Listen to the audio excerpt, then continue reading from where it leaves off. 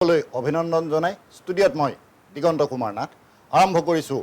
যুদ্ধ কথা। হয়, অপাৰেশ্যন সিন্দুৰৰ প্ৰভাৱত টচ নচ হৈ পৰিছে পাকিস্তান।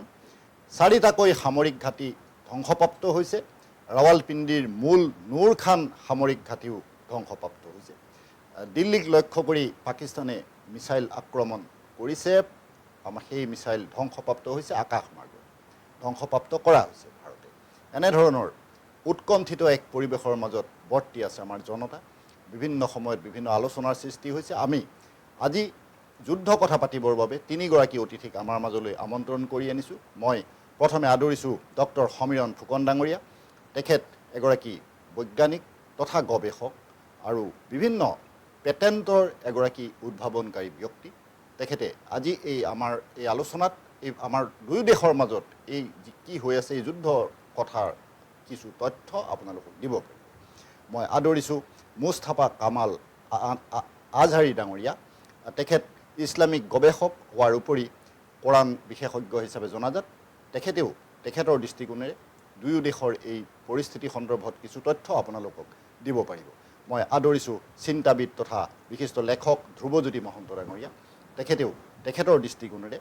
যুদ্ধ কথাত আপোনালোকক বিশ্লেষণ আগবঢ়াব পাৰিব। মই অনুষ্ঠানলৈ যোৱাৰ ঠিক প্ৰাক মুহূৰ্তত মই ডক্টৰ সমীৰণ ফুকন ডাঙৰীয়াক এটা বিষয়ৰ ওপৰত তেখেতৰ মন্তব্য জানিব বিচাৰিছোঁ। যুদ্ধৰ এই পৰিস্থিতি বৰ্তি আছে দুয়োখন দেশৰ মাজত। এনে সময়ত কিছুমান ঘটনা ঘটিছে, বিভিন্ন উৰা বাতৰি ওলাইছে, বিভিন্ন ভুল বাতৰি ওলাইছে। এনেধৰণৰ বাতৰিবোৰে মানুহক বিভ্ৰান্ত কৰিছে। শেহতীয়াকৈ আমি লক্ষ্য কৰি আছোঁ আমাৰ ভাৰত চৰকাৰৰ তৰফৰ পৰা, সেনা বিভাগৰ তৰফৰ পৰা নিৰ্দেশনা জাৰি কৰা হৈছে। বিভিন্ন ক্ষেত্ৰত মানুহক সতৰ্ক কৰা হৈছে, জনতাক সতৰ্ক কৰা হৈছে। এনেধৰণৰ এটা পৰিৱেশৰ সৃষ্টি হৈছে। ফুকন ডাঙৰীয়া এই সন্দৰ্ভত কি কয়? চাওক, এইটো এটা বহুত স্পৰ্শকাতৰ বিষয়। হয়, যুদ্ধ বা এটা যিয়ে নহওক, আজি ভাৰত পাকিস্তানৰ মাজত এটা সংঘাত হৈছে আৰু সেইটোৰ কাৰণে আজিৰ দিনত কি হৈছে, যিটো আমি সামাজিক মাধ্যম কওঁ, ছ'চিয়েল মিডিয়া, তাত বহু ধৰণৰ বাতৰি প্ৰচাৰ কৰে। আৰু সেইটো অকল যুদ্ধ বুলিয়েই নহয়, আমি যদি চাওঁ নিৰ্বাচনৰ সময়তো প্ৰচাৰ কৰে। আৰু দৈনন্দিন জীৱনত আমি দেখা পাওঁ যে বস্তু আজিকালি কিছুমানে এটা নতুন টাৰ্মো উলিয়াইছে, হোৱাটছআপ ইউনিভাৰ্চিটি বুলি। জ্ঞান বিচাৰিব হ'লে হোৱাটছআপত গ'লেই হ'ল। সেই ঠিক তেনেকুৱা কাৰণে তেতিয়া হয়তো আমাৰ এইবিলাক ইমান স্পৰ্শকাতৰ নহয়, সেইকাৰণে মানুহে ইমান গভীৰভাৱে নলৈছিলে। কিন্তু এতিয়া যিটো হৈ আছে সেইটো বৰ স্পৰ্শকাতৰ বিষয়। কাৰণ দুখন যুদ্ধৰ মাজত এটা ইছ্যু লৈ, এটা বিষয় লৈ, যিটো সন্ত্ৰাসবাদ, টেৰৰিজিম, সেইটোৰ ওপৰত যেতিয়া দুখন দেশৰ মাজত এটা সংঘাত হৈছে আৰু তাত গোটেই বিশ্বই চাই আছে। বিশ্বই কিছুমান দেশে ভাৰতক ছাপোৰ্ট কৰিছে, কিছুমান দেশে হয়তো পাকিস্তানকো সমৰ্থন জনাই আছে, কিছুমানে পিছফালৰ পৰা পাকিস্তানক সমৰ্থন জনাই আছে। এইটো ক্ষেত্ৰত মই ভাবোঁ যে এই যিটো সংবাদ মাধ্যমৰ এটা দায়বদ্ধতা, সেই বস্তুটো অলপ সংযম ৰাখি সঠিক বাতৰি প্ৰচাৰ কৰাটোৱেই মই ভাবোঁ যে তেওঁলোকৰ মূল কৰ্তব্য। কিন্তু আমি সেইটো ধৰি ৰাখিব নোৱাৰোঁ। কাৰণ এইটো কাৰণে ধৰি ৰাখিব নোৱাৰোঁ যে যিটো আমাৰ সামাজিক মাধ্যম আছে, ফেচবুক হওক, হোৱাটছআপ হওক, টুইটাৰ হওক, এক্স বুলি কয় আজিকালি, সেইসকলত আজি মোৰ এটা একাউণ্টৰ পৰা মই যিকোনো বস্তুৱেই দিব পাৰোঁ। তাত কোনো মানে যেতিয়ালৈকে সেইটো এটা এণ্টি নেশ্যনেল নহয়, তেতিয়ালৈকে কোনেও মোক একো কৰিব নোৱাৰে। আজি এতিয়া এই যুদ্ধৰ ক্ষেত্ৰতে কওঁ যে আমাৰ ভাৰতৰ যি প্ৰচাৰ মাধ্যম আছে, তেওঁলোকে বহুত কথা, এনেকুৱা চেনেল আছে, যি ৰাষ্ট্ৰীয় পৰ্যায়ৰ চেনেল আছে, যিয়ে নেকি দেখিলে এনেকুৱা লাগে যেন তেওঁলোকে ডাইৰেক্ট মিলিটাৰী ইণ্টেলিজেঞ্চৰ পৰা তেওঁলোকে লাইভ ৰিপৰ্ট পাই থাকে, যিটো বস্তু দেখুৱাই থাকে। আৰু ঠিক তেনেকৈ মই কেইটামান ফেচবুক পেজত দেখিছোঁ, যিটো পাকিস্তানৰ পৰা আহিছে। পাকিস্তানৰ পৰা অহা সেই পেজবোৰত এনেকুৱা দেখুৱাইছে, মানে আজি 6খন ফাইটাৰ, ভাৰতীয় জেট ফাইটাৰ মানে ধ্বংস কৰা হৈছে, ফটো দি দিছে। আৰু ঠিক তেনেকৈ আজি কিছুমান তেনেকুৱা ইউৰোপৰ কিছুমান ফেচবুক পেজতে হওক বা আপোনাৰ ইনষ্টাগ্ৰামতে হওক, খুব ভুল, মানে যোনেই যাক যেনেকৈ ছাপোৰ্ট কৰি আছে তেনেকেই দি আছে। সেইটো বৰ স্পৰ্শকাতৰ বিষয়। আৰু মই ভাবোঁ যে আমি নাগৰিক হিচাপে অলপ সংযম ৰাখি পেলাই বস্তুখিনি কৰা উচিত। কাৰণ এইটো এটা সম্পূৰ্ণভাৱে এটা সামৰিক বাহিনীৰ নেতৃত্বত থকা বস্তু। আমি ইয়াত আজি বহি পেলাই আমি নাজানো তেওঁলোকে কি পৰিকল্পনা কৰিছে, কি কৰিছে, আজি ৰাতি কি হ'ব আমি নাজানো, কালি ৰাতি কি হ'ল আমি তেওঁলোকে যিখিনি কৈছে সেইখিনিৰ ওপৰত চলাই আমাৰ মূল। কাৰণ বহু কথা হয়তো তেওঁলোকে নক'বও পাৰে, কিছুমান কনফিডেঞ্চিয়েলিটি থাকে কৰাত। আৰু ঠিক আপুনি যদি চাই আজি কাৰ্গিল যুদ্ধৰ সময়ত এইটো আজিৰ কথা নহয়, সেই সময়তো আমাৰ ভাৰতীয় কিছুমান চেনেলে গৈ পেলাই কাৰ্গিলত গৈ পেলাই যেতিয়া এই বম্বিং কৰাৰ সময়ত লাইভ টেলিকাষ্ট কৰি আছিলে তেতিয়া পিছত চৰকাৰে নিৰ্দেশনা দিব হ'ল যে এইটো আপোনালোকে বন্ধ কৰক কাৰণ আজি কি হ'ল সমাজে আমিতো বাৰু নাগৰিক কিন্তু যিসকল সাংবাদিক আছে সাংবাদিকে নিজৰ TRP হওক নিজৰ পপুলাৰিটি এটা বঢ়াবলৈ হয় তেওঁলোকে বহুখিনি নিজকে বহুত চাঞ্চল্য সৃষ্টি কৰিবলৈ এইখিনি কৰে কিন্তু মই ভাবোঁ যে আমি নাগৰিক হিচাপে অলপ সঠিক খবৰ আৰু আমি কাৰণ আমি সংযত হোৱা উচিত আৰু আমি এইখিনি জানি পেলাই ইমান জানিনো কি কৰিম ভুলেই হওক শুদ্ধই হওক যিখিনি কৰিব লাগে কৰণীয় আছে আমাৰ দিল্লীত চৰকাৰ আছে ভাৰতীয় চৰকাৰ আছে সামৰিক বাহিনী আছে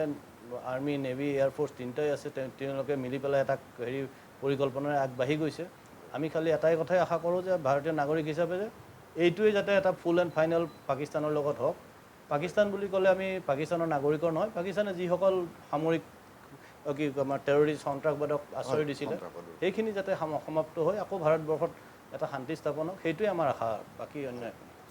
ফুকন ডাঙৰীয়াক ধন্যবাদ জনাইছোঁ মই এতিয়া আহিছোঁ মুস্তফা কামাল আজহাৰী ডাঙৰীয়াৰ ওচৰলৈ আৰু ডাঙৰীয়াক মই এই কথাটো সুধিব বিচাৰিছোঁ যে আমি যুদ্ধৰ কথা সকলোৱে জানো যুদ্ধ কেনেধৰণে কি হৈ থাকে সেই কথা আমি খবৰ সকলোৱে পাওঁ কিন্তু তেখেতক মই এই কথাটো সুধিব খুজিছোঁ যে এনেধৰণৰ আক্ৰমণৰ ঘটনাবিলাক কিয় হৈছে এনেধৰণৰ নৰসংহাৰৰ ঘটনাবিলাক কিয় হৈছে তেখেতে এই কথাটো স্পষ্ট কৰিব নেকি যে ইছলাম ধৰ্মই এনেধৰণৰ নৰসংহাৰ বা এনেধৰণৰ হিংসাত্মক ঘটনাবিলাকক প্ৰৰোচিত কৰে নেকি আপোনাৰ কি হয় এইটো এটা বহুত মানে দুখৰ বিষয় যেটো ইছলামৰ নামটো আহিছে আৰু ইছলামৰ নাম লৈ পেলাই পেহেলগামৰ ঘটনাটো হৈছে লা ইলাহাৰ নামত হৈছে আমি লজ্জিত কিন্তু এতিয়া সঁচা কথাখিনি নকলেও নহব ইছলামৰ নামত তেওঁলোকে যিখিনি কৰিছে আসলতে আমি ভাবিব লাগিব এটা কথা যে এই সন্ত্ৰাসবাদটো ক'ৰ পৰা সৃষ্টি হ'ল সন্ত্ৰাসবাদীনো আপুনি কিমান মাৰিব আপুনি 10 জন মাৰিব 100 জন ওলাই যাব 100 জন মাৰিব লাখজন সন্ত্ৰাসবাদী ওলাই যাব আসলতে আমি সন্ত্ৰাসবাদী নহয় আমি সন্ত্ৰাসকহে নষ্ট কৰিব লাগিব সন্ত্ৰাসবাদক আমি শেষ কৰিব লাগিব যেটো সন্ত্ৰাসবাদী মানসিকতা আছে হেতুক যেতিয়ালৈকে আমি শেষ নকৰিম তেতিয়ালৈকে সন্ত্ৰাসবাদী ওলাইয়ে থাকিব আৰু আমাৰ যুদ্ধ হৈয়ে থাকিব আৰু মই আগতেও কৈছো কিবা বাৰু যে অনাগত দিনত যাতে আমাৰ ইণ্ডিয়াত এনেকুৱা ধৰণৰ পৰিৱেশ সৃষ্টি নহওক বা আমাৰ যুদ্ধ যাতে কাৰো লগত নহওক সন্ত্ৰাসবাদক লৈ পেলাই বিশেষকৈ তাৰ বাবে আমি কি কৰিব লাগিব এটা চিন্তাৰ কথা মই ক'ব বিচাৰিম যি সন্ত্ৰাসবাদীসকলে পেহেলগামত ঘটনাটো কৰিলে তেওঁলোকে যে এটা প্ৰশ্ন কৰি আছিলে বাৰে বাৰে যে লা ইলাহা ক'ব লাগিব বা তোমাৰ ধৰ্মটো কি সুধিছিলে আমি চিন্তা কৰিবলগীয়া বিষয় এইটো যে তেওঁলোকে সেই কথাখিনি ক'ত শিকিলে তেওঁলোকক কোনে শিকালে বা ক'ৰ পৰা তেওঁলোকে বুজিলে যে আমি কাৰোবাক মাৰিবলৈ হ'লে প্ৰথমতে লা ইলাহা সুধি ল'ব লাগিব বা ধৰক ধৰ্মটো কি সুধি ল'ব লাগিব কিয়নো কোনো এজন ব্যক্তি মাৰ পেটৰ পৰাটো তেওঁ সন্ত্ৰাসবাদী হৈ জন্ম নলয় ভাল মানুহ হৈয়ে জন্ম লয় তাৰ পিছত তেওঁৰ মানসিকতাটো তেনেকুৱা হৈছে সেইখিনি জ্ঞান ক'ত পালে আমি যদি এই কথাটো আনসাৰ বিচাৰিবলৈ যাওঁ তেতিয়াহ'লে আমাৰ এনেকুৱা এটা আনসাৰ ওলাব যে যিসকল মুল্লা আছে মুফতি মৌলানা বুলি কয় তেওঁলোকে কৰবাত নহয় কৰবাত এই আমাৰ যুৱকসকলক হেয়া পাকিস্তানৰে হওক বা ইণ্ডিয়াৰে হওক যিকোনো দেশৰ যুৱকসকলক হয়তো কিছু ভুল কথা শিকাই আছে ধৰ্মৰ নামত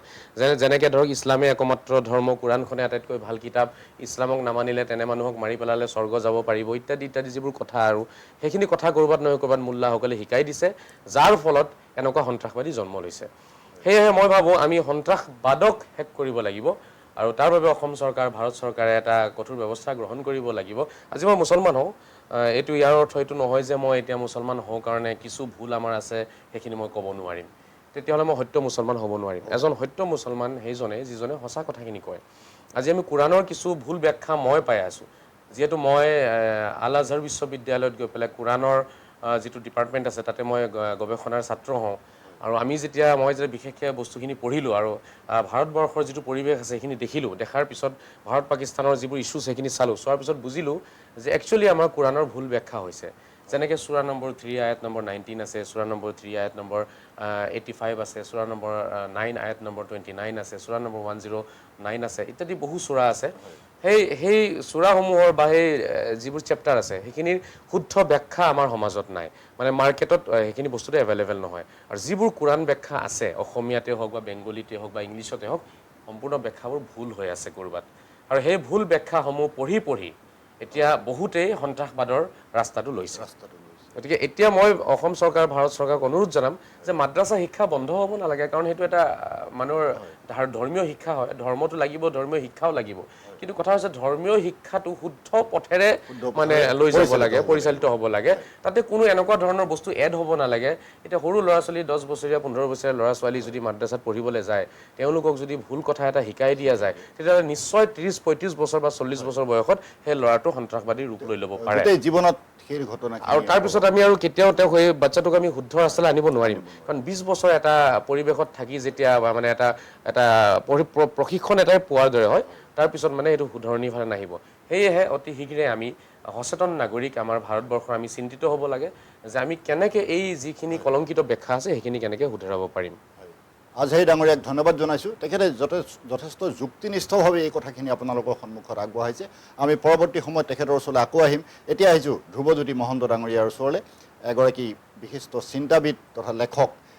শেহতীয়াকৈ এটা কথা লক্ষ্য কৰিছোঁ, সেই কথাটো এনেধৰণৰ যে তেখেতে সামাজিক মাধ্যমতো কিছুমান প্ৰতিক্ৰিয়া প্ৰকাশ কৰে, তেখেতৰ মনৰ অভিব্যক্তি, মনৰ অনুভূতি প্ৰকাশ কৰে। শেহতীয়াকৈ এই যুদ্ধ সংক্ৰান্তত তেখেতে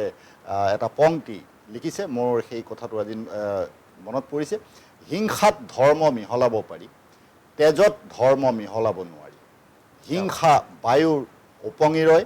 তেজ মাটিয়ে শুহি লয়। এটা গুৰুত্বপূৰ্ণ পংক্তি। এই পংক্তিটোৱে বহু কথা তেখেতে ক'বলৈ বিচাৰিছে, আৰু এনেধৰণৰ এগৰাকী ব্যক্তিক আজি আমি আমাৰ এই আলোচনালৈ আমন্ত্ৰণ কৰি আনিছোঁ, তেখেতৰ অভিব্যক্তি, তেখেতৰ মনৰ কথা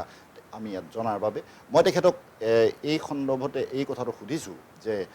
ধৰ্মক আমি ভাগ কৰিলোঁ নেকি? তেখেতে কি কথা মানে এই সন্দৰ্ভত কি ক'ব? আৰু ধৰ্মৰ নামত সন্ত্ৰাসবাদৰ জন্ম দি আমি লালন পালন কৰিছোঁ নেকি? মই পাকিস্তানৰ প্ৰসংগ উত্থাপনেৰে আপোনাক এই কথাটো সুধিছোঁ, আপুনি কি ক'ব? পাকিস্তান বুলিয়ে নহয়, অকল মুছলিম ধৰ্ম বুলিয়ে নহয়, পৃথিৱীত বহুত ধৰ্মই আছে। প্ৰত্যেকজন মানুহ জন্ম হওঁতে ক'ত জন্ম হয় সেইটো কাৰো নিয়ন্ত্ৰণত নাই। আজি মই সঁচা কথা ক'ব গ'লে মই হিন্দু মানুহৰ ঘৰত জন্ম হ'লোঁ কাৰণে মই হিন্দু ধৰ্মৰ মানুহ হৈ গ'লোঁ, সেইটো নহয়। পৃথিৱীখনত আচলতে মানৱ ধৰ্মৰ হ'ব লাগিব। মানৱ ধৰ্ম বুলি এটা কথা আছে, সেইটো হ'ল কি, এই পৃথিৱীখনত জন্ম হৈ এই পৃথিৱীখনৰ প্ৰতি আমাৰ কি কৰ্তব্য। অকণমান সময়ৰ কাৰণে আমি ইয়াত আছোঁ, পৃথিৱীখনটো বহুত হাজাৰ হাজাৰ লাখ লাখ বছৰ পুৰণি আৰু বহুত বছৰ থাকিব। গতিকে আমি ইয়াৰ সেই 90 নাইবা 100 বছৰ নাইবা 80 বছৰৰ ভিতৰতে আমি ইয়াতে সেই কৰ্ম কৰি আমি যদি সাম্প্ৰদায়িকতাৰ বিষ এটা তাত ৰোপণ কৰি থৈ যাওঁ, তেনেহ'লে সেই বীজে হয়তো বহুত শ বছৰ ধৰি বহুত মানুহক নষ্ট কৰিব পাৰে। চ' এইটো এটা ফিলচফি, এইটো এটা হিউমেনিটিৰ ফিলচফি। চ' এইটো হ'ল প্ৰধান কথা। আচল কথা হ'ল কি, প্ৰত্যেকজন সন্ত্ৰাসবাদীও জন্ম হোৱাৰ দিনাৰে গম পোৱা নাছিল যে তেওঁ অমুকৰ ধৰ্মাৱলম্বী পিতৃ মাতৃৰ তাত জন্ম হৈছে। সমাজখনত কিছুমান স্বাৰ্থপৰ মানুহে তেওঁলোকক সেই দিশত গঢ় দি লৈ যায়, আৰু শেষত সেই ঠাচত গৈ তেওঁৰ মানে তেওঁৰ মগজুত অকল সেইটো বস্তুৱে সত্য বুলি সোমাই পৰে, আৰু সেইটোৱে হৈছে সন্ত্ৰাসবাদ নাইবা সেইটো এটা যিকোনো বাদ। অকণমান আগতে আজহাৰী ডাঙৰীয়াই এই প্ৰসংগই উত্থাপন কৰিছে। হয়, গতিকে তেজত ধৰ্ম নাথাকে, তেজৰ ৰং এটাই। এতিয়া আফ্ৰিকাতো মানুহৰ দেহৰ ৰং ক'লা, কিন্তু তেজটো ৰঙা। ভূপেন হাজৰিকাই গান গৈ গৈছে, বহুত পৃথিৱীত বহুত বিখ্যাত লোকে এই বিষয়ে কথা কৈ গৈছে। গতিকে এইবিলাক কথা বেছি দীঘলীয়া কৰিব নালাগে। এতিয়া আমাৰ সন্মুখত হোৱা পৰিস্থিতিটোৰ ওপৰত এটা ক'ব বিচাৰিছোঁ যে পাকিস্তান জন্ম হোৱাৰ সময়তো তাতে এটা কথা হৈছিল যে আমাৰ মুছলিমখিনিক বেলেগ দেশ এখন লাগে। প্ৰথম ডাঙৰ কথা সেইটোৱেই যে মুছলিমখিনিক কিয় বেলেগ দেশ এখন লাগে। তেওঁলোকেওতো উশাহ নিশাহ লয়, বতাহ খায়, তেওঁলোকেও খাদ্য খায়। চ' সেই যে বীজটো, সেই বীজটো তাতকৈ বহুত আগতেই ৰোপণ কৰা হৈছিল, আৰু সেইটোৱে মানৱ সভ্যতাৰ চবতকৈ ডাঙৰ দুখকৰ কাহিনী, যাৰ কাৰণে গৈ আজি পাকিস্তানৰ উৎপত্তি হৈছে। সিহঁতৰ সংসদত, সিহঁতৰ তাত সন্ত্ৰাসবাদী যেতিয়া সন্ত্ৰাসবাদী মৃত্যু হয়, তেতিয়া সিহঁতে তাৰ কাৰণে প্ৰাৰ্থনা সভা পাতে। এখন দেশত বাৰু এইটো হ'ব পাৰে নেকি যে তাৰে নিৰ্বাচিত সংসদ এখনে তাৰে সন্ত্ৰাসবাদীৰ মৃত্যুৰ সময়ত তাক শ্বহীদ হিচাপে ঘোষণা কৰিব পাৰে? সেইটো হ'ল দেশখনৰ ফিলচফি হৈ পৰিছে বহুত বছৰৰ ট্ৰেনজিশ্যনৰ পিছত, জেনেৰেশ্যন বাই জেনেৰেশ্যন। কাৰণ সিহঁতৰ পাঠ্যক্ৰমৰ পৰা এভৰিথিং গোটেইখিনি বস্তু তেনেকুৱা ধৰণেই গঠন কৰা হৈছে, যাৰ ফলত সিহঁতে সেইটো DNA হৈ পৰিছে সিহঁতৰ ব্লাডত। চ' এই বস্তুটো ৰোধ কৰিবৰ কাৰণে ভাৰতৰ এটা বিশেষ দায়িত্ব আছে। কাৰণ কিয় গোটেই ভাৰতবৰ্ষ হিন্দু সভ্যতাৰ প্ৰাণবিন্দু আজি পাকিস্তানত, ৰাৱলপিণ্ডৰ ওচৰত। গতিকে তাতে যদি তক্ষশিলা আছিলে, তাত যদি আমাৰ ইয়াৰে মনীষীসকলে শিক্ষা গ্ৰহণ কৰিব গৈছিলে আৰু সেই শিক্ষা গ্ৰহণ কৰি আহি পেলাই যদি দেশ শাসন কৰিছিলে, আমাৰ ইয়াতে অৰ্থশাস্ত্ৰৰ সৃষ্টি হৈছিলে। গতিকে সেয়া মৌৰ্য সাম্ৰাজ্যৰ কথা মই কৈছোঁ, ইতিহাসৰ পাতে পাতে আমাৰ তক্ষশিলা, তাৰ উপৰিও গান্ধাৰখন এতিয়া আফগানিস্তানত। গতিকে গান্ধাৰী আমাৰ এইটো কুৰুক্ষেত্ৰ মহাৰণত গান্ধাৰৰ উল্লেখ আছে। চ' এই গোটেইখিনি এটা যিখিনি আমাৰ হিন্দু সভ্যতা, হিন্দু বুলি ক'লে হিন্দু এটা ফিলচফি, কেতিয়াও ভাবিব নালাগে যে হিন্দু এটা ধৰ্ম। ইয়াক সনাতন ধৰ্ম বুলি কোৱা হয়, তেতিয়া ধৰ্ম শব্দটো ইউজ হয়। কিন্তু হিন্দু বোলা শব্দটোৰ লগত ধৰ্ম শব্দটো যে আহি গ'ল লগতেই লাগি, সেইটো হৈছে চবতকৈ ডাঙৰ আমাৰ ভাৰতবৰ্ষৰ ট্ৰেজেডি আজিৰ দিনত মই ক'ব গ'লে। কাৰণ কিয় হিন্দু এটা ফিলচফি। গতিকে এই ফিলচফিকেল বেকগ্ৰাউণ্ডৰ যিখিনি সমস্ত মাটিকালি আছিল, গতিকে সেইখিনিত আজিৰ ডেটত, আজিৰ তাৰিখত আমি সেই বিষবিলাক গুচাবৰ কাৰণে আমি আগভাগ লোৱা উচিত। আৰু এই যিখন আমাৰ কনফ্লিক্ট হৈ আছে, মই যুদ্ধ বুলি এতিয়াও ক'ব খোজা নাই, কাৰণ যুদ্ধ বুলি এতিয়ালৈকে ডিক্লেয়াৰ হোৱা নাই। যেনেকৈ তাৰ নিয়ম কানুন অনুযায়ী ডিক্লেয়াৰ হোৱা নাই কাৰণে যুদ্ধ বুলি মই নকওঁ। এইখন যিটো কনফ্লিক্ট, সংঘৰ্ষ হৈ আছে দুটা নীতিৰ মাজত, সেই নীতিটোত ভাৰতবৰ্ষৰ নীতি এই বুলি মই এতিয়ালৈকে ভাবি পাইছোঁ যে সেয়া হ'ল কি, আমাৰ প্ৰথম যিখিনি আমাৰ এই সমস্ত দক্ষিণ এছিয়াৰ ভূখণ্ড, সেই ভূখণ্ডত যিখিনি আমাৰ চাণক্য নীতিৰ সময়ৰ যিখিনি কথা বতৰা, যিখিনি আমাৰ বিভিন্ন বেদ উপনিষদ, সেইবিলাকৰ সৃষ্টিৰ ফলত যিবিলাক জাতি গঠন হ'ল, সেইবিলাকৰ গণ্য লৈ, সেইবিলাকৰ আলম লৈ আমাৰ চব শুদ্ধিকৰণ হ'ব লাগে এতিয়া। হয়, মহন্ত ডাঙৰীয়াক ধন্যবাদ জনাইছোঁ। তেখেতেও যথেষ্ট যুক্তিনিষ্ঠভাৱে এইখিনি তথ্য আপোনালোকক আগবঢ়াইছে। মই পৰৱৰ্তী সময়ত তেখেতৰ ওচৰলৈ আকৌ আহিম। এতিয়া আহিছোঁ ডক্টৰ সমীৰণ ফুকন ডাঙৰীয়াৰ ওচৰলৈ। আৰু ফুকন ডাঙৰীয়াক মই এই কথাটো সুধিব বিচাৰিছোঁ যে শেহতীয়া যি ঘটনা ঘটি আছে, আক্ৰমণ প্ৰত্যাক্ৰমণৰ সমগ্ৰ ঘটনাই ঘটি আছে, ভাৰতেও আক্ৰমণ কৰিছে, পাকিস্তানেও আক্ৰমণ কৰিছে, এনেধৰণৰ হৈছে। পাকিস্তানৰ ড্ৰোনসমূহ ভাৰতৰ আকাশমাৰ্গতে সকলো নিঃশেষ কৰি পেলোৱা হৈছে, এনেকুৱা ঘটনা ঘটিছে। কিন্তু শেহতীয়া ঘটনা, ৰাৱলপিণ্ডিৰ যি মূল সামৰিক ঘাটি আছে, সেই ঘাটিত ধ্বংসপ্ৰাপ্ত হৈছে নুৰ খান সামৰিক ঘাটি। তাৰপাছতো আৰু বিভিন্ন ধৰণৰ ঘটনা চলি আছে। গোটেই নিশা উজাগৰে থাকি মানুহে অপেক্ষা কৰিছে যুদ্ধৰ সংবাদ পাবৰ কাৰণে, বিৱৰণ পাবৰ কাৰণে। এনেধৰণৰ পৰিৱেশ এটা সৃষ্টি হৈছে। অপাৰেশ্যন সিন্দুৰৰ আৰু কেনেধৰণৰ আগবাঢ়িব পাৰে, আপোনাৰ কি ধাৰণা? এইটোতো তাৰ আগতে এটা কথা কৈ যাওঁ, আজাৰী ডাঙৰীয়া আৰু মহন্ত ডাঙৰীয়া যি কথা কৈছে, এই যি অপাৰেশ্যন সিন্দুৰ, এই বস্তুটো কোনো ধৰ্মৰ বিৰুদ্ধে হোৱা নাই। আপুনি যদি চাই ভালকৈ, বহুত তথ্যমূলক কথা, আৰু আমি জানিবলৈ কিমানে জানে নাজানো। মই শুনামতে আফগানিস্তানক যেতিয়া তালিবানে অধিকৃত কৰি ল'লে, তালিবান চৰকাৰে, তালিবানকতো আমিতো কওঁ যে মানে মষ্ট ৰেডিকেল ইছলামিক গ্ৰুপ বুলি কওঁ, তেওঁৰ বিদেশ মন্ত্ৰী তেওঁ ক'লে যে আমাৰ এইখন কোনো ধৰ্মৰ লগত নহয়, এইটো এটা সন্ত্ৰাসবাদ আৰু ভাৰত চৰকাৰৰ লগত যুদ্ধ, তাত আমি একো মানে, কাৰণ পাকিস্তানে সেইটো এটা ধাৰ্মিক ৰূপ দিবলৈ যত্ন কৰিছে। সেইটোত তালিবানৰ নিচিনা এখন ৰাজ্যই, দেশে যদি কয়, চৰকাৰে যদি কয় যে মানে অফিচিয়েল ষ্টেটমেণ্ট দিয়ে যে এইটো আমাৰ কোনো ধৰ্মৰ লগত আমাৰ কোনো এইটো মানে লোৱা নহয়, কাৰণ এইটো এটা সন্ত্ৰাসবাদ আৰু হেৰিৰ মাজত, সেইটো বহুত তথ্যগধুৰ এটা ব্যক্তিত্ব তেওঁ দিছিলে আৰু সেইটোৰ ওপৰতে আমি গম পাওঁ যে এইটো বস্তু কোনো এটা ধৰ্মৰ বিৰুদ্ধে নহয় সন্ত্ৰাসবাদত মানুহে কয় যে টেৰৰিজিম হেজ ন' ৰিলিজন আজি হয় আজি যেতিয়া সন্ত্ৰাসবাদে আহি পেহেলগামত ধৰ্মৰ নামত লৈ মাৰিছে যেনেকৈ তেখেতে কৈছিলে তেখেতক কোনোবাই শিকাই পঠাইছে কিন্তু এই যিটো অপাৰেশ্যন সিন্দুৰ যিটো হৈছে সেইটো কোনো ধৰ্ম আৰু পাকিস্তানে কি কৰিছে এতিয়া পাকিস্তানে চব এটা বস্তু চাব লাগে অপাৰেশ্যন সিন্দুৰ কিমান দূৰ যাব আপুনি এটা কথা সুধিলে আজি ৰাৱলপিণ্ডি ঠিক আছে আমাৰ ভাৰত চৰকাৰে গোটেইখিনি কিন্তু আজি আৰু এটা বস্তু চাব লাগিব যে ভাৰতৰ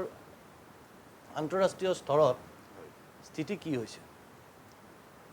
হয় আমাক আমেৰিকাই ছাপোৰ্ট কৰিছে ইউৰোপীয় হেৰিয়ে ছাপোৰ্ট কিন্তু পৰহি ৰাতি যেতিয়া UAEৰ ফৰেইন মিনিষ্টাৰ ৰাতাৰাতি আহি নিউ দিল্লীত আহি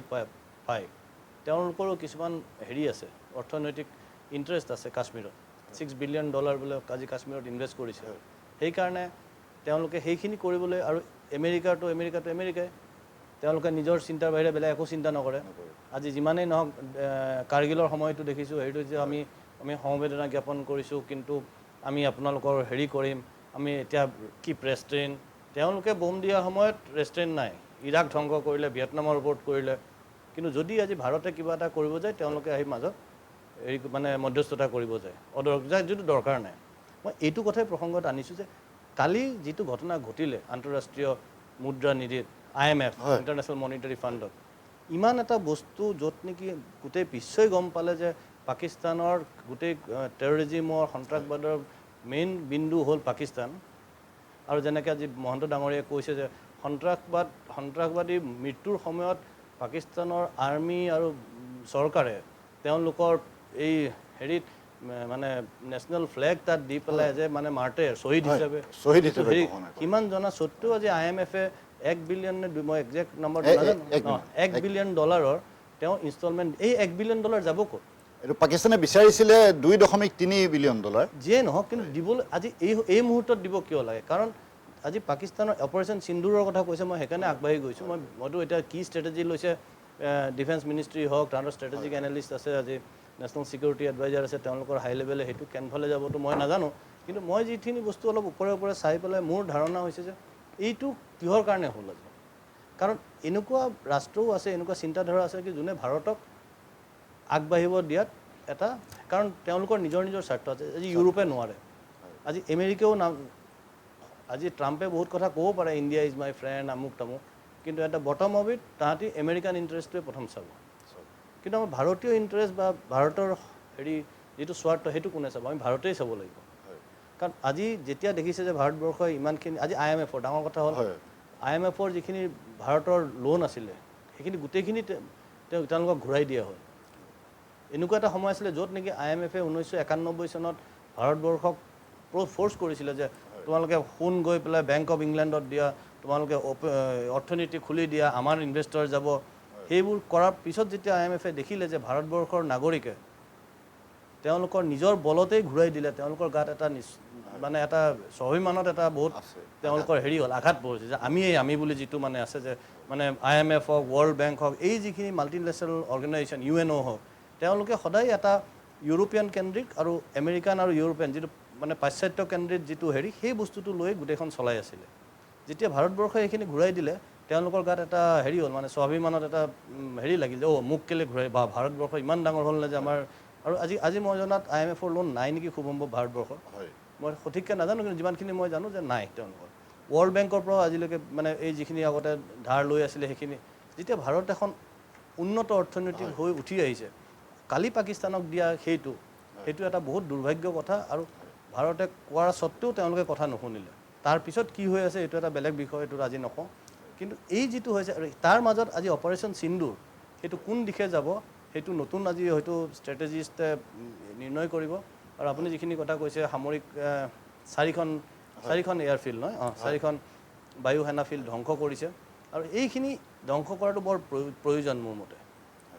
কাৰণ তাৰ আজি আপুনি যদি চাই কালি পৰহি পঠিয়াই আছে ড্ৰোন কালি এটা নিউজ আহিল যে বাতৰি আহিল যে যিসকল তেওঁলোকে ড্ৰোন পঠাইছে সেইখিনি সস্তীয়া ড্ৰোন ভাৰতৰ এয়াৰ ছিষ্টেম ছাৰ্ভেলেঞ্চ কৰিবলৈহে পঠিয়াইছে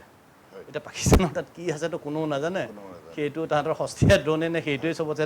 দামী বস্তু তেওঁলোকে হেৰি কৰিছে এনেকুৱা ধৰণৰ কথা ওলাই আছে যে তাতে ড্ৰোন আছে বা আন আন সামৰিক সামগ্ৰীসমূহ আছে, সেইসমূহ তেওঁলোকে অপাৰেট কৰিব নাজানে, এনেকৈ ধৰণৰ কথা ওলাইছে। সেইবোৰতো ওলাই আছে, সেইটো বেলেগ কথা। কিন্তু আৰু এটা বিষয়বস্তু চাব দেই, F-16 পাকিস্তানে কেলৈ আনিলে? তেওঁলোকে আণ্ডাৰটেকিং দিছিলে যে আমি কোনো দেশৰ বিৰুদ্ধে, বিশেষকৈ ভাৰতৰ বিৰুদ্ধে তাক ব্যৱহাৰ নকৰোঁ, অকল সন্ত্ৰাসবাদৰ বিৰুদ্ধে আমি ব্যৱহাৰ কৰোঁ। সেইটো চৰ্ততেই আমেৰিকাই F-16 পাকিস্তানক দিছিলে। আৰু সেইকাৰণে এতিয়া যেতিয়া F-16 ব্যৱহাৰ কৰা হ'ল, সেইটো এটা বস্তু চাব লগা বিষয় যে আমাৰ পশ্চিমীয়া দেশে কিমান আজি মুখত কৈ আছে, যাক আমি ইংৰাজীত লিপ ছাৰ্ভিচ বুলি কওঁ। আৰু মই ভাবোঁ যে ইমানখিনি যেতিয়া গোটেই পৃথিৱীত এটা ডাঙৰ ষড়যন্ত্ৰ চলি আছে ভাৰতৰ ওপৰত, সন্মুখত এটা পিছফালে এটা, সেই সময়ত অপাৰেশ্যন সিন্দুৰে হওক বা যিয়েই নহওক, ভাৰত চৰকাৰে যিটো নীতি লৈছে সেইটো মোৰ মতে সেইটোৱে মই সদায় কৈ আছোঁ। ইয়াৰ দুদিনমানৰ আগত মই একেটা কথাই কৈছোঁ যে এইটো যাতে ফুল এণ্ড ফাইনেল হৈ যাওক, আৰু সেইটোৱে হেৰি। আৰু মই ভাবোঁ যে এইবাৰ কিবা এটা নিশ্চয় নিৰ্ণায়ক হ'ব, কাৰণ এতিয়ালৈকেতো জনামতে আমেৰিকা অৱশ্যে অলপ কমিছে, কিন্তু তথাপিতো যে যেতিয়ালৈকে এই পাকিস্তানে মানি নলয় যে তাত সন্ত্ৰাসবাদ আছে আৰু হয়তো সন্ত্ৰাসবাদীকেইজনক ঘূৰাই যেতিয়ালৈকে নিদিওঁ, মই ভাবোঁ যে ভাৰত চৰকাৰে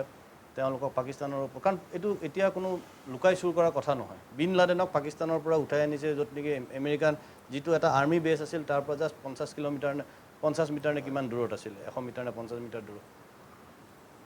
আজি জয়শী লস্কৰৰ যি হেৰি সন্ত্ৰাসবাদ, সেই গোটেইসকল আজি পাকিস্তানতেই আছে। আৰু আমি জানো, আৰু ফটোও দেখিছে, তেওঁলোকে তাত মেল মিটিঙো কৰিছে। সেইকাৰণে মই ভাবোঁ যে এইবাৰ এইটো তেওঁলোকক পাকিস্তানক কোৱা হওক যে যেতিয়ালৈকে আপোনালোকে এইকেইজন মানুহ ঘূৰাই নিদিয়ে, আমাৰ হাতত নিদিয়ে, তেতিয়ালৈকে আমি আপোনালোকক আক্ৰমণ কৰি থাকিম। আৰু এইটোৱে এটা মানে নিৰ্ণায়ক যুদ্ধ এখন হ'ব লাগে। ভূৱন নাগৰিক ধন্যবাদ জনাইছোঁ। মই আহিছোঁ মুস্তফা কামাল আজহাৰী ডাঙৰীয়াৰ ওচৰলৈ। আৰু এই প্ৰসংগত মই এটা কথা ক'ব বিচাৰিছোঁ যে এটা শব্দ আমি বাদ দি আমি আলোচনা কৰিব নোৱাৰোঁ, সেই শব্দটো হ'ল সন্ত্ৰাসবাদ। এই শব্দটোৰ পৰাই গোটেই ঘটনাবোৰৰ সৃষ্টি হৈছে, পেহেলগামকে ধৰি বৰ্তমান অৱস্থালৈকে। কাৰণ ভাৰতে এটা কথা প্ৰথমে স্পষ্ট কৰিছিলে, ভাৰতে যেতিয়া সন্ত্ৰাসবাদী ঘাটিত আক্ৰমণ কৰিছিল, তাৰ পাছত ভাৰতে নিজৰ প্ৰতিক্ৰিয়া প্ৰকাশ কৰিছিলে যে ইয়াৰ প্ৰত্যাক্ৰমণ আপোনালোকে নকৰিব, কাৰণ প্ৰত্যাক্ৰমণ কৰিলে কিন্তু পৰিণতি বৰ ভয়াৱহ হ'ব। কাৰণ আমি পাকিস্তানক আক্ৰমণ কৰা নাই, আমি সন্ত্ৰাসবাদী ঘাটিতহে আক্ৰমণ কৰিছোঁ, এনেধৰণৰ কোৱা হৈছিল। পাকিস্তানে সেই কথা নুশুনিলে। তাৰ পাছত এই আজিৰ পৰিস্থিতিৰ উদ্ভৱ হ'ল। মই আজহাৰী ডাঙৰীয়াক এই কথাটো সুধিব বিচাৰিছোঁ যে মুছলিম সন্ত্ৰাসবাদ কি, সেই বস্তুটো আপুনি অকণমান স্পষ্ট কৰিব পাৰিব। কাৰণ পাকিস্তানে এটা কথা আমি সকলোৱে জানো যে পাকিস্তানে পদে পদে এই সন্ত্ৰাসবাদক সমৰ্থন কৰি আহিছে। আৰু অকণমান আগতে আমি আলোচনাও কৰিছোঁ যে সন্ত্ৰাসবাদী নিহত হ'লে সেই সন্ত্ৰাসবাদীক শ্বহীদৰ মৰ্যাদা দিয়া হয় সেইখন ৰাষ্ট্ৰত, এনেধৰণৰ ঘটনা হয়। আচলতে কথাটো হ'ল, মই প্ৰথমতে আমাৰ ফুকন ডাঙৰীয়াই যিটো কথা ক'লে যে সন্ত্ৰাসবাদৰ ধৰ্ম নাই, আচলতে ইয়াত মোৰ ক'বলগীয়া আছে। সন্ত্ৰাসবাদৰ আচলতে ধৰ্ম আছে। যেনেকৈ ধৰক সন্ত্ৰাসবাদো কেইবা প্ৰকাৰৰ আছে। এটাতো ধৰ্মীয় সন্ত্ৰাসবাদ আৰু এটা আছে ধৰ্মীয় সন্ত্ৰাসবাদ নহয়। এতিয়া পাকিস্তানৰ যিটো সন্ত্ৰাসবাদ সেইটো টোটেল ধৰ্মীয় সন্ত্ৰাসবাদ হয়। সেইটো আমি আগৰে পৰা চাই আহিছোঁ, দেখি আছোঁ। তাৰ জ্বলন্ত প্ৰমাণ এইবোৰ লা ইলাহা পঢ়া বা ধৰা ধৰ্ম তোমাৰ কি, কলিমা পঢ়া, এইটো ধৰ্মীয় সন্ত্ৰাসবাদ। গতিকে আচলতে ক'ৰবাত নহয় ক'ৰবাত আমি সন্ত্ৰাসবাদৰ ধৰ্ম নাই বুলি ক'লে সন্ত্ৰাসবাদক আমি অলপ কিবা ৰেহাই দিয়া যেন লাগে, আৰু সেই মানুহখিনিক কিবা এটা আমি চল দিয়া যেন লাগে। সেয়ে আমি আজি এইটো ক'ব লাগিব, সন্ত্ৰাসবাদৰো ধৰ্ম আছে, সন্ত্ৰাসবাদীৰো ধৰ্ম আছে। সন্ত্ৰাসবাদীৰটো ধৰ্ম আছে, এইটোতো ক্লিয়াৰ, ইয়াতো কোনো সন্দেহ নাই। কাৰণ যিসকল সন্ত্ৰাসবাদী তেওঁলোকৰ ধৰ্ম আছে, তেওঁলোকে জন্মৰ পিছৰ পৰা এটা পাৰ্টিকুলাৰ ধৰ্ম প্ৰেক্টিছ কৰিছে, হয়তো নামাজ পঢ়িছে, কোৰাণ পঢ়িছে, মছজিদলৈ গৈছে, আৰু যদি তেওঁ অন্য ধৰ্ম সনাতনী হওক বা তেওঁ মন্দিৰলৈ গৈছে, ক'ৰবালৈ গীৰ্জালৈ গৈছে, তো সন্ত্ৰাসবাদীৰ ধৰ্ম থকাত আমাৰ কোনো সন্দেহ নাই। কিন্তু সন্ত্ৰাসবাদৰ ধৰ্ম আছে নে নাই, এইটোত অলপ কথা চিন্তাৰ বিষয়। সেইটো হৈছে যে এটা একেবাৰে ধৰ্মীয় সন্ত্ৰাসবাদ আছে, এটা ধৰ্মীয় সন্ত্ৰাসবাদৰ লগত নাই। যেনেকৈ বহুত আপোনাৰ গ্ৰুপ আছে, তেওঁলোকে এনেই সন্ত্ৰাস বিয়পাই থাকে নিজৰ স্বাৰ্থত, গতিকে সেইটো ধৰ্মীয় সন্ত্ৰাসবাদ নহয়। এতিয়া আপোনাৰ যিটো কথা আছিলে যে পাকিস্তানৰ যিটো সন্ত্ৰাসবাদ, এইটো আচলতে সম্পূৰ্ণ মুছলিম সন্ত্ৰাসবাদ বা ইছলামী সন্ত্ৰাসবাদ হয়। এই সন্ত্ৰাসবাদটো মই যেনেকৈ কৈছিলোঁ যে এইটো সৃষ্টি হৈছে আপোনাৰ ক'ৰবাত নহয় কোৰাণৰ ভুল ব্যাখ্যাৰ পৰা। এতিয়া চাওক, আসিম মুনিৰ যিজন পলৰীয়া, যিজন পলালে পাকিস্তানৰ পৰা সেনাপ্ৰধান আছিলে, আসিম মুনিৰৰ যিটো ভাষণ আমি শুনিলোঁ, আসিম মুনিৰেতো ডাইৰেক্ট কৈছে ভাৰতৰ লগত আমাৰ একো নিমিলে, আমাৰ চিন্তাৰ মিল নাই, ধৰ্ম মিল নাই, তেওঁলোক আমাৰ নহয়, আমি তেওঁলোকৰ নহয়, সেই আসিম মুনিৰে ডাইৰেক্ট কৈছে। ইয়াৰ পিছতো যদি আমি এতিয়া কওঁ যে সন্ত্ৰাসবাদীৰ ধৰ্ম নাই, তেতিয়াহ'লে আমি তেওঁলোকক লাই দিয়া যেন হ'ব, ক'ৰবাত অলপ বিষয়টো ক'ৰবাত অলপ নৰম কৰি দিয়া যেন হ'ব। আজি মই ভাবোঁ আমি সকলোৱে বহু কঠিন হ'ব লাগিব, আমাৰ আলোচনাবোৰো এনেকুৱাই হ'ব লাগে এতিয়া যে সন্ত্ৰাসবাদীৰ ধৰ্ম আছে আৰু সন্ত্ৰাসবাদৰ লগত সন্ত্ৰাসবাদীকো আমি চেছ কৰি পেলাব লাগিব। এইটো কিন্তু ডাঙৰ কথা। আৰু পাকিস্তানৰ বিষয়টো হ'ল, মই ভাবোঁ পাকিস্তানৰ চৰকাৰৰো লাজ নাই, সেনাৰো লাজ নাই, ৰাইজৰো লাজ নাই। কাৰণ এটা বস্তু মই দেখি আছোঁ, পাকিস্তানী ৰাইজকো আমি এৰিব নোৱাৰোঁ যে ৰাইজৰ কোনো ভুল নাই। নাই, ৰাইজৰ ভুল আছে। বিগত মোৰ বয়স বহুত বেছি হোৱা নাই, 35 বছৰ 36 বছৰ বয়স, কিন্তু এই 35-36 বছৰ বয়সতে কিমান আমি দেখিলোঁ পাকিস্তানৰ নাটক, পাকিস্তানৰ কাণ্ড, কেইদিন পিছে পিছে মাৰিব তেওঁলোকে। তো পাকিস্তানে সন্ত্ৰাসক যে ছাপৰ্ট কৰিছে এইটো গোটেই পৃথিৱীয়ে দেখি আছে। ইয়াত আমাৰ কোনো সাক্ষী নালাগে, কোনো প্ৰমাণ নালাগে। আৰু ইয়াত পাকিস্তানৰ ৰাইজেওতো বস্তুটো চাই আছে। তাৰ পিছতো মই আজিলৈকে নেদেখিলোঁ, বিশেষকৈ আজিৰ সময়ত কমচে কম পাকিস্তানৰ যদি হাজাৰ হাজাৰ লাখ লাখ জনতা ৰাজপথলৈ ওলাই আহি পেলাই ক'লেহেঁতেন যে পাকিস্তানৰ চৰকাৰ মুৰ্দাবাদ, পাকিস্তানৰ সেনা মুৰ্দাবাদ, সেই ঘটনা হোৱা নাই। হয়, আমি ভাৰতবৰ্ষক সমৰ্থন কৰিছোঁ বা ভাৰত চৰকাৰক আমি অনুৰোধ জনাইছোঁ যে আমাক আপোনালোকে এতিয়া কষ্ট নিদিব, অনাগত দিনত আমি হ'ব নিদিওঁ বা আমাৰ চৰকাৰ আমি ভাঙি পেলাম, আমাৰ সেনাই ক্ষমা খুজিব লাগিব, পাকিস্তানে ক্ষমা খুজিব লাগিব। তেনেকৈ যদি পাকিস্তানৰ জনগণ ওলাই আহিলেহেঁতেন তেতিয়াহ'লে মই মানিলোহেঁতেন যে পাকিস্তানৰ জনতা ভাল। পাকিস্তানৰ জনতাও সন্ত্ৰাসবাদী জনতা হয়, তাৰ মানুহৰ মন মগজু ভাল নহয়। নহ'লে তাৰ মানুহৰ মন মগজু ভাল হ'লে ইমানবোৰ সন্ত্ৰাসবাদী ঘাটি তাত কেনেকৈ থাকে? তাৰ মাটিত আছে। এইটো চিন্তাৰ বিষয়। আমি তেওঁলোকক মাফ কৰি দিব নোৱাৰোঁ। পাকিস্তানৰ জনতাও কিন্তু অপৰাধী হয়। আজি আমাৰ দেশত সন্ত্ৰাসবাদী ঘাটি হ'ব পাৰিব নোৱাৰে, কাৰণ আমি চৰকাৰক জনাই দিম, আমি পুলিচক জনাম। তেওঁলোকে জনা স্বত্বেও তেওঁলোকৰ তাত ইমানবোৰ ঘাটি আছে। এই উছামা বিন লাডেনৰ পৰা আৰম্ভ কৰি তেওঁলোকৰ হিষ্ট্ৰী আজিৰ তাৰিখলৈকে চলি আহি আছে। সময়ে সময়ে সন্ত্ৰাসবাদক প্ৰতিপালন কৰি থকা হৈছে। আৰু এইটো তেওঁলোকে, আৰু তাৰে এতিয়াও জ্বলন্ত উদাহৰণ, তেওঁলোকে এই অপৰাধী যিবোৰ সন্ত্ৰাসবাদীক মাৰিলোঁ আমি, তেওঁলোকে শ্ৰদ্ধাঞ্জলি জনাইছে, শ্বহীদৰ মৰ্যাদা দিছে। তাৰমানে তেওঁলোকৰ ধৰ্মই সন্ত্ৰাসবাদ হয়, পাকিস্তানৰ ধৰ্ম সেইটো হৈছে ইছলামী সন্ত্ৰাসবাদ। গতিকে এই কথাটো আমি অলপ ভাবিব লাগিব যে পাকিস্তানৰ ৰাইজকো আমি ক্ষমা কৰিব নোৱাৰোঁ। পাকিস্তানৰ ৰাইজো কিন্তু লাজ নথকা, নিলজ্জ হ'ব, তেওঁলোক জ্ঞানশূন্য মানুহ হ'ব লাগিব পাকিস্তানৰ। আৰু সেই পাকিস্তানৰ তেনেকুৱা মুছলমানৰ কাৰণে আজি মোৰ দৰে মুছলমান অসমত বহি আমি লজ্জানত হৈছোঁ। আমাৰ লাজ লাগে আজি এই বিষয়টো যেতিয়া আলোচনাত আহে যে ইছলামৰ নামত, ধৰ্মৰ নামত হত্যাকাণ্ড হৈছে। গতিকে মই এটা কথা ক'ব বিচাৰিম, পাকিস্তানৰ লগতো যুদ্ধ হৈ আছে, হৈ থাকিব, আৰু এইটো ফুল এণ্ড ফাইনেল হ'ব লাগে। ফুকন ডাঙৰীয়া যেনেকৈ কৈছে, পাকিস্তানক এনেকুৱা শিক্ষা দিব লাগে যাতে পাকিস্তানে অনাগত হাজাৰ বছৰলৈকে পাকিস্তানৰ যাতে সপোনতো তেওঁলোকে যাতে সন্ত্ৰাসবাদৰ কথা ভাবিব নোৱাৰে। সেইকাৰণে তেওঁলোকক ঘৰত সোমাই, তেওঁলোকক গলিয়ে গলিয়ে বিচাৰি বিচাৰি তেওঁলোকক মাৰিব লাগে। দৰকাৰ পৰিলে পাকিস্তানৰ সেনা প্ৰধান, পাকিস্তানৰ প্ৰধানমন্ত্ৰী গোটেইকেইটাক ধৰি ভাৰত আনিব লাগে। ভাৰতত পাকিস্তানৰ প্ৰধানমন্ত্ৰীকো জেলত ভৰাব লাগে ভাৰতৰ আনি পেলাই। যদি ভাৰতৰ লগত এতিয়া ৰাছিয়া আছে, আমেৰিকা আছে, ভাৰতৰ ভয় কি? ভাৰতৰ সম্পূৰ্ণৰূপে গোটেই পৃথিৱীত ছাপৰ্ট দি আছে। যদিও দুই এটা সৰু মৰু কাণ্ট্ৰিয়ে পাকিস্তানক এতিয়া ছাপৰ্ট দিব চেষ্টা কৰিছে, তুৰ্কীৰ কথা শুনিছোঁ। গতিকে সেইটো তেওঁলোকে একো কৰিব নোৱাৰিব আমাক। এনে ক্ষেত্ৰত আজিৰ তাৰিখত যদি ভাৰত চৰকাৰে বা ভাৰতীয় সেনাই পাকিস্তানক যদি ফুল এণ্ড ফাইনেল যদি তেওঁলোকে এটা সিদ্ধান্ত দিব নোৱাৰে বা নলয়, তেতিয়াহ'লে অনাগত দিনত কিন্তু চাগে আমাৰ আৰু বহুতৰে জান যাব, বহুতৰে প্ৰাণহানি হ'ব, বা তেওঁলোকে আমাৰ ঘৰত সোমাই আকৌ মাৰিব। তেওঁলোকে যদি আমাৰ ঘৰত সোমাইছে, আমি তেওঁলোকৰ ঘৰত সোমাই পাকিস্তানৰ চৰকাৰৰ যিসকল নেতৃত্বত আছে তেওঁলোকক ধৰি ভাৰতলৈ আনিব লাগে, আৰু এইটো এটা সিদ্ধান্ত ল'ব লাগে। এইটো আচলতে ঠিকেই কৈছে, কিন্তু মই যিটো কথা ক'লোঁ যে ক'লে আমেৰিকা আছে আমাৰ লগত, ৰাছিয়া আছে, ৰাছিয়া আমাৰ লগত আছে, কিন্তু পাশ্চাত্য দেশসমূহ আমাৰ লগত সঁচাকৈ কিমান আছে? মই সেইদিনাখন আজি দুদিনমানৰ আগত এজন সামৰিক বিষয়াৰ লগত কথা পাতি আছিলোঁ। তেওঁক সুধিলোঁ যে পাকিস্তান কিমান দিন, বোলে পাকিস্তানে যদি ফাণ্ডিং নাপায় তেতিয়াহ'লে আমি জিকিম, যদি ফাণ্ডিং পাই যায় তেতিয়াহ'লে কিন্তু আমাৰ যুদ্ধ বহুত দীঘলীয়া হ'ব। কিন্তু ফাণ্ডিংটো পালেই, এতিয়া ফাণ্ডিং পাই গ'ল। এই ফাণ্ডিংটো দিছে কোনে? সেই বস্তুটো বহুত ডাঙৰ। আমাৰ আপুনি ঠিকে কৈছে, আজি আমেৰিকা আছে আমাৰ, কিন্তু সঁচাকেই আছেনে? হয়, সেইটোতো বাৰু এতিয়া সঁচাকৈ সেইটো চিন্তা কৰিব লাগে, সঁচাকৈ আছেনে? আজি যিসকল দেশে কৈ আছে আমি আপোনাৰ লগত আছোঁ, কিমান আছে? যদি সঁচাকৈ যদি আমেৰিকাই কৰিলে হয় তেতিয়াহ'লে 1991 এই কাৰ্গিল যুদ্ধৰ পিছত 91 পৰা আজি কিমান হ'ল? 14 বছৰ? ক'ত বেছি হৈছে, বেছি হ'ল। 91 পৰা আপোনাৰ প্ৰায় 25 বছৰ। 25 বছৰে আমেৰিকাই কি কৰিলে পাকিস্তানক যে যিখিনি কথা দিছিলে? এই IMF-ৰ যিটো ফাণ্ডিং সেইটো হৈ গ'ল যে এই পৰিস্থিতিত নিয়মমতে আচলতে হ'বই নালাগিছিল, যিটো হৈ গ'ল সেইটোৱে ইয়াৰ ভিতৰৰ চক্ৰান্ত। এই যে যুদ্ধখন কিছুমানে হয়তো দীঘলীয়া কৰা মানে ইণ্টাৰনেশ্যনেল মাৰ্কেটত বহুত বস্তুৰ বহুত বিজনেছ হিচাপ নিকাচৰ বহুত কথা আছে। যুদ্ধখনক কেন্দ্ৰ কৰি বিজনেছ আৰম্ভ হৈ গৈছে, বহুত ৱেপন চেলাৰ আছে, সিহঁতৰ ফেক্টৰীত বনোৱা আৰম্ভ হৈ গৈছে। যে আমাৰ ইণ্ডিয়াখন হ'ল কি হিউমেন মানে আমাৰ পটেনচিয়েলিটি হ'ল কি আমাৰ মানৱ মানৱ সম্পদ মানৱ সম্পদ ইয়াতে যদি সিহঁতৰ মাল বেচিব পাৰে তেনেহ'লে সিহঁত যাৱজ্জীৱন চলি থাকিব আজি ৰাছিয়াৰ চাওক ৰাছিয়াই ইউক্ৰেইনৰ নিচিনা ঠিক কথা হৈছে আজি ৰাছিয়াই ইউক্ৰেইনক ভাবিছিলে 3 দিনত আমি সমাপ্ত কৰি দিম কিন্তু যেতিয়া ইউৰোপ আমেৰিকা সবেই তেওঁলোকক আৰ্মছ দিয়া আৰম্ভ কৰিলে এতিয়ালৈকেতো শেষ হোৱা নাই 2-3 বছৰ আৰু আটাইকেইজন আমাৰ অতিথিক মই ধন্যবাদ জনাইছোঁ আমি এটা গুৰুত্বপূৰ্ণ বিষয়ত আলোচনা কৰি আছোঁ যুদ্ধ কথা আমি অকণমান সময়ৰ পাছত পুনৰ আলোচনাৰ মাজলৈ উভতি আহিম এতিয়া লৈছোঁ কিছু সময়ৰ বাণিজ্যিক বিৰতি स्कैमर्स की विकेट टपकाने की कोशिशें जारी क्या होगी समाप्त बल्लेबाजों की पारी हेलो मैडम बिजली विभाग से बोल रहा हूँ इस लिंक पे पैसे भरे वरना बिजली कट जाएगी बिजली कट जाएगी बिजली कट जाएगी बोल रहे टेंशन का माहौल बल्लेबाज जाल में फंसते हुए काट दो वैसे भी आज कैंडल लाइट डिनर का प्लान है कैंडल लाइट आंटी भर दो ना प्लीज मुंह तोड़ जवाब कमाल की साझेदारी ने कर दिया स्कैमिंग टीम को परास्त बी अलर्ट बी स्कैम से শৰীৰৰ যিকোনো অসুবিধাৰ সন্মুখীন হৈছে নেকি আপুনি শাৰীৰিক সমস্যাৰ প্ৰতিকাৰ কেৱল আমি দিম অভিজ্ঞ চিকিৎসকে দিব সুপৰামৰ্শ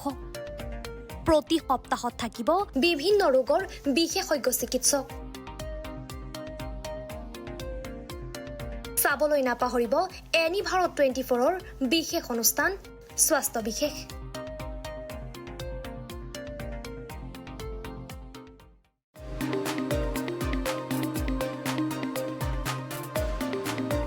আপোনাৰ ঘৰখন আৰু অফিচটো চালে চকুৰুৱাকৈ সজাওক আজি আহক সকলো ধৰণৰ অত্যাধুনিক ফাৰ্নিচাৰৰ বাবে সিটি ফাৰ্নিচাৰ 6 মাইল গুৱাহাটী আমাৰ ঠিকনা 6 মাইল পাঞ্জাবাৰী ৰোড পুৰবিটাৰীৰ সন্মুখত গুৱাহাটী আমাৰ যোগাযোগ নম্বৰ 9435013969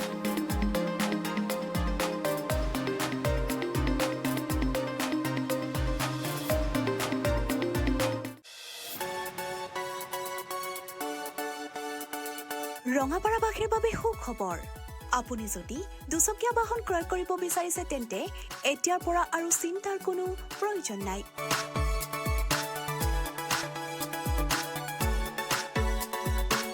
আপুনিও আহিব পাৰে DBP associate Bajaj two wheeler ডিলাৰলৈ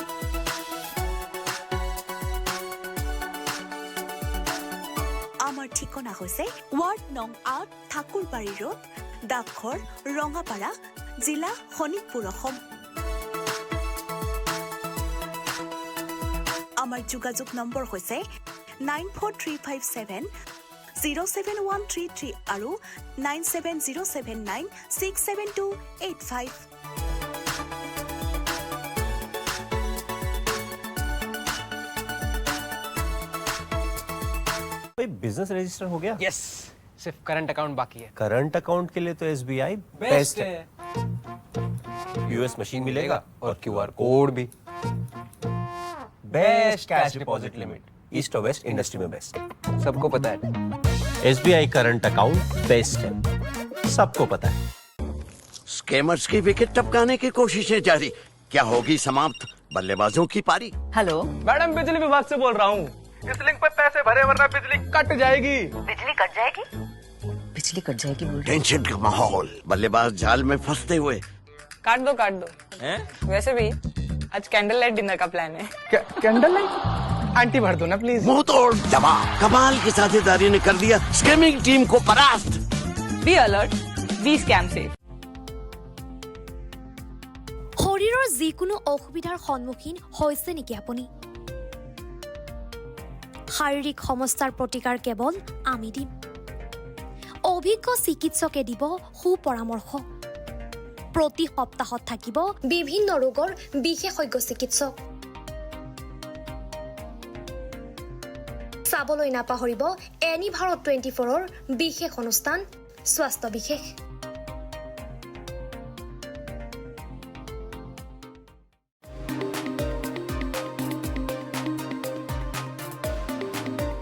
আপোনাৰ ঘৰখন আৰু অফিচটো চালে চকুৰুৱাকৈ সজাওক আজি আহক সকলো ধৰণৰ অত্যাধুনিক ফাৰ্নিচাৰৰ বাবে সিটি ফাৰ্নিচাৰ 6 মাইল গুৱাহাটী আমাৰ ঠিকনা 6 মাইল পাঞ্জাবাৰী ৰোড পুৰবিটাৰীৰ সন্মুখত গুৱাহাটী আমাৰ যোগাযোগ নম্বৰ 9435013969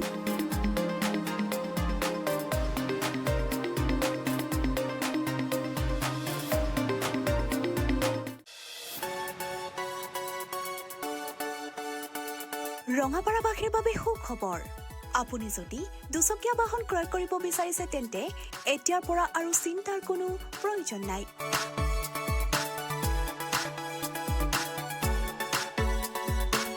আপুনিও আহিব পাৰে DBP associate Bajaj two wheeler ডিলাৰলৈ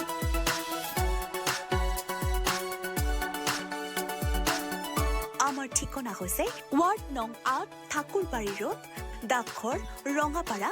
জিলা শোণিতপুৰ অসম আমাৰ যোগাযোগ নম্বৰ হৈছে 9435707133 আৰু 9707967285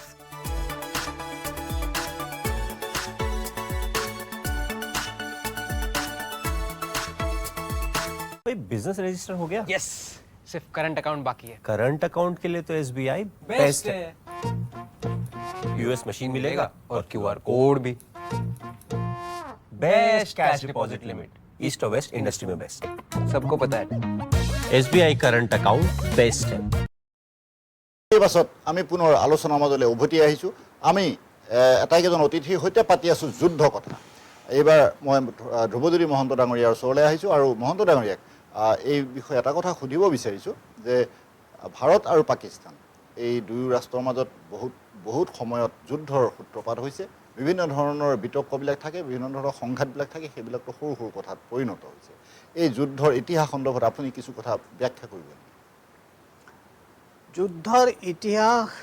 সেয়াটো স্বাধীনতাৰ আগৰ 1947 চনৰ আগৰ পৰা যিটো কুচকাৱাজ কাশ্মীৰ যিখন আমাৰ জম্মু আৰু কাশ্মীৰ প্ৰিন্সলি ষ্টেট আছিলে মহাৰাজা হৰি সিং আছিলে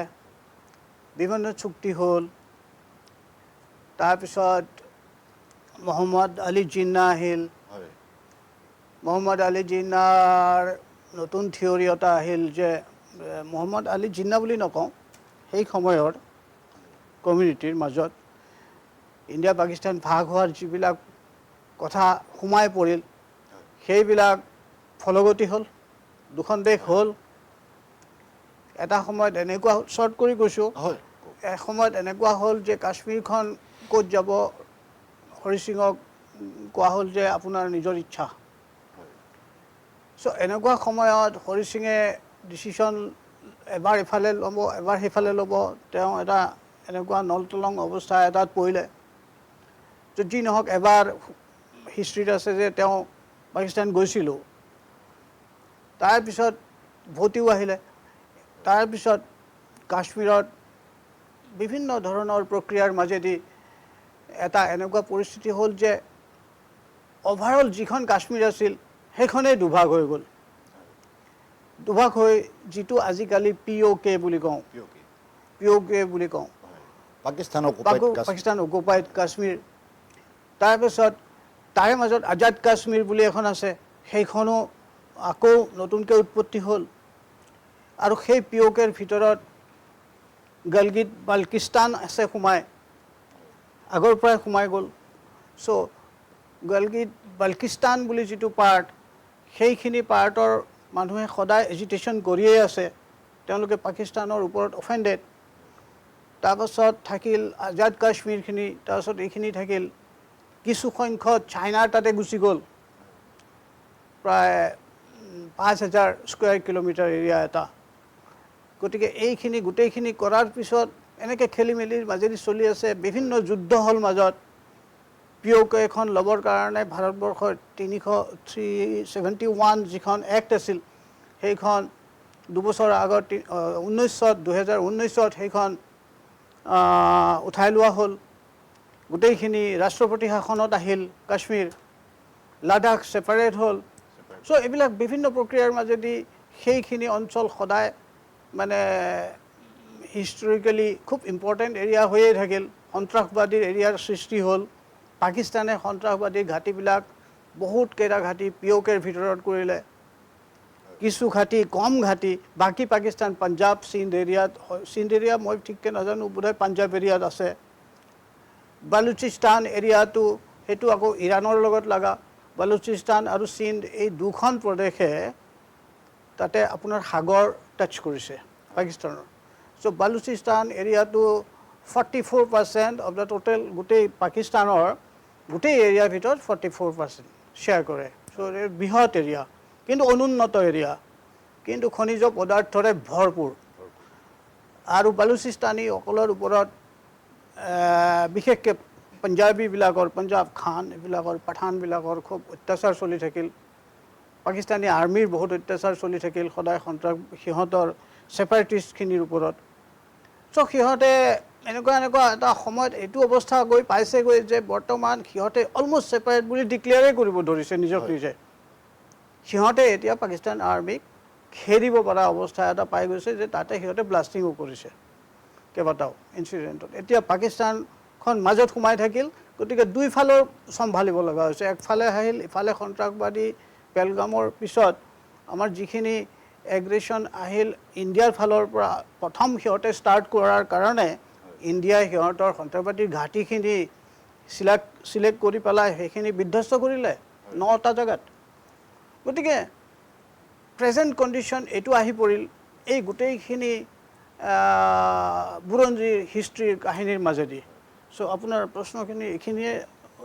মই বোধহয় এইখিনি সঠিক সুধিব উত্তৰ দিব বিচাৰিছোঁ পাৰিলোঁ হয় কাৰণ বিভিন্ন সময়ত দুয়োখন ৰাষ্ট্ৰৰ মাজত এই সংঘাত চলি আছে আৰু কিমান দিনলৈ চলে তাৰো কোনো নিশ্চয়তা নাই এনে এটা পৰিৱেশৰ সৃষ্টি হৈছে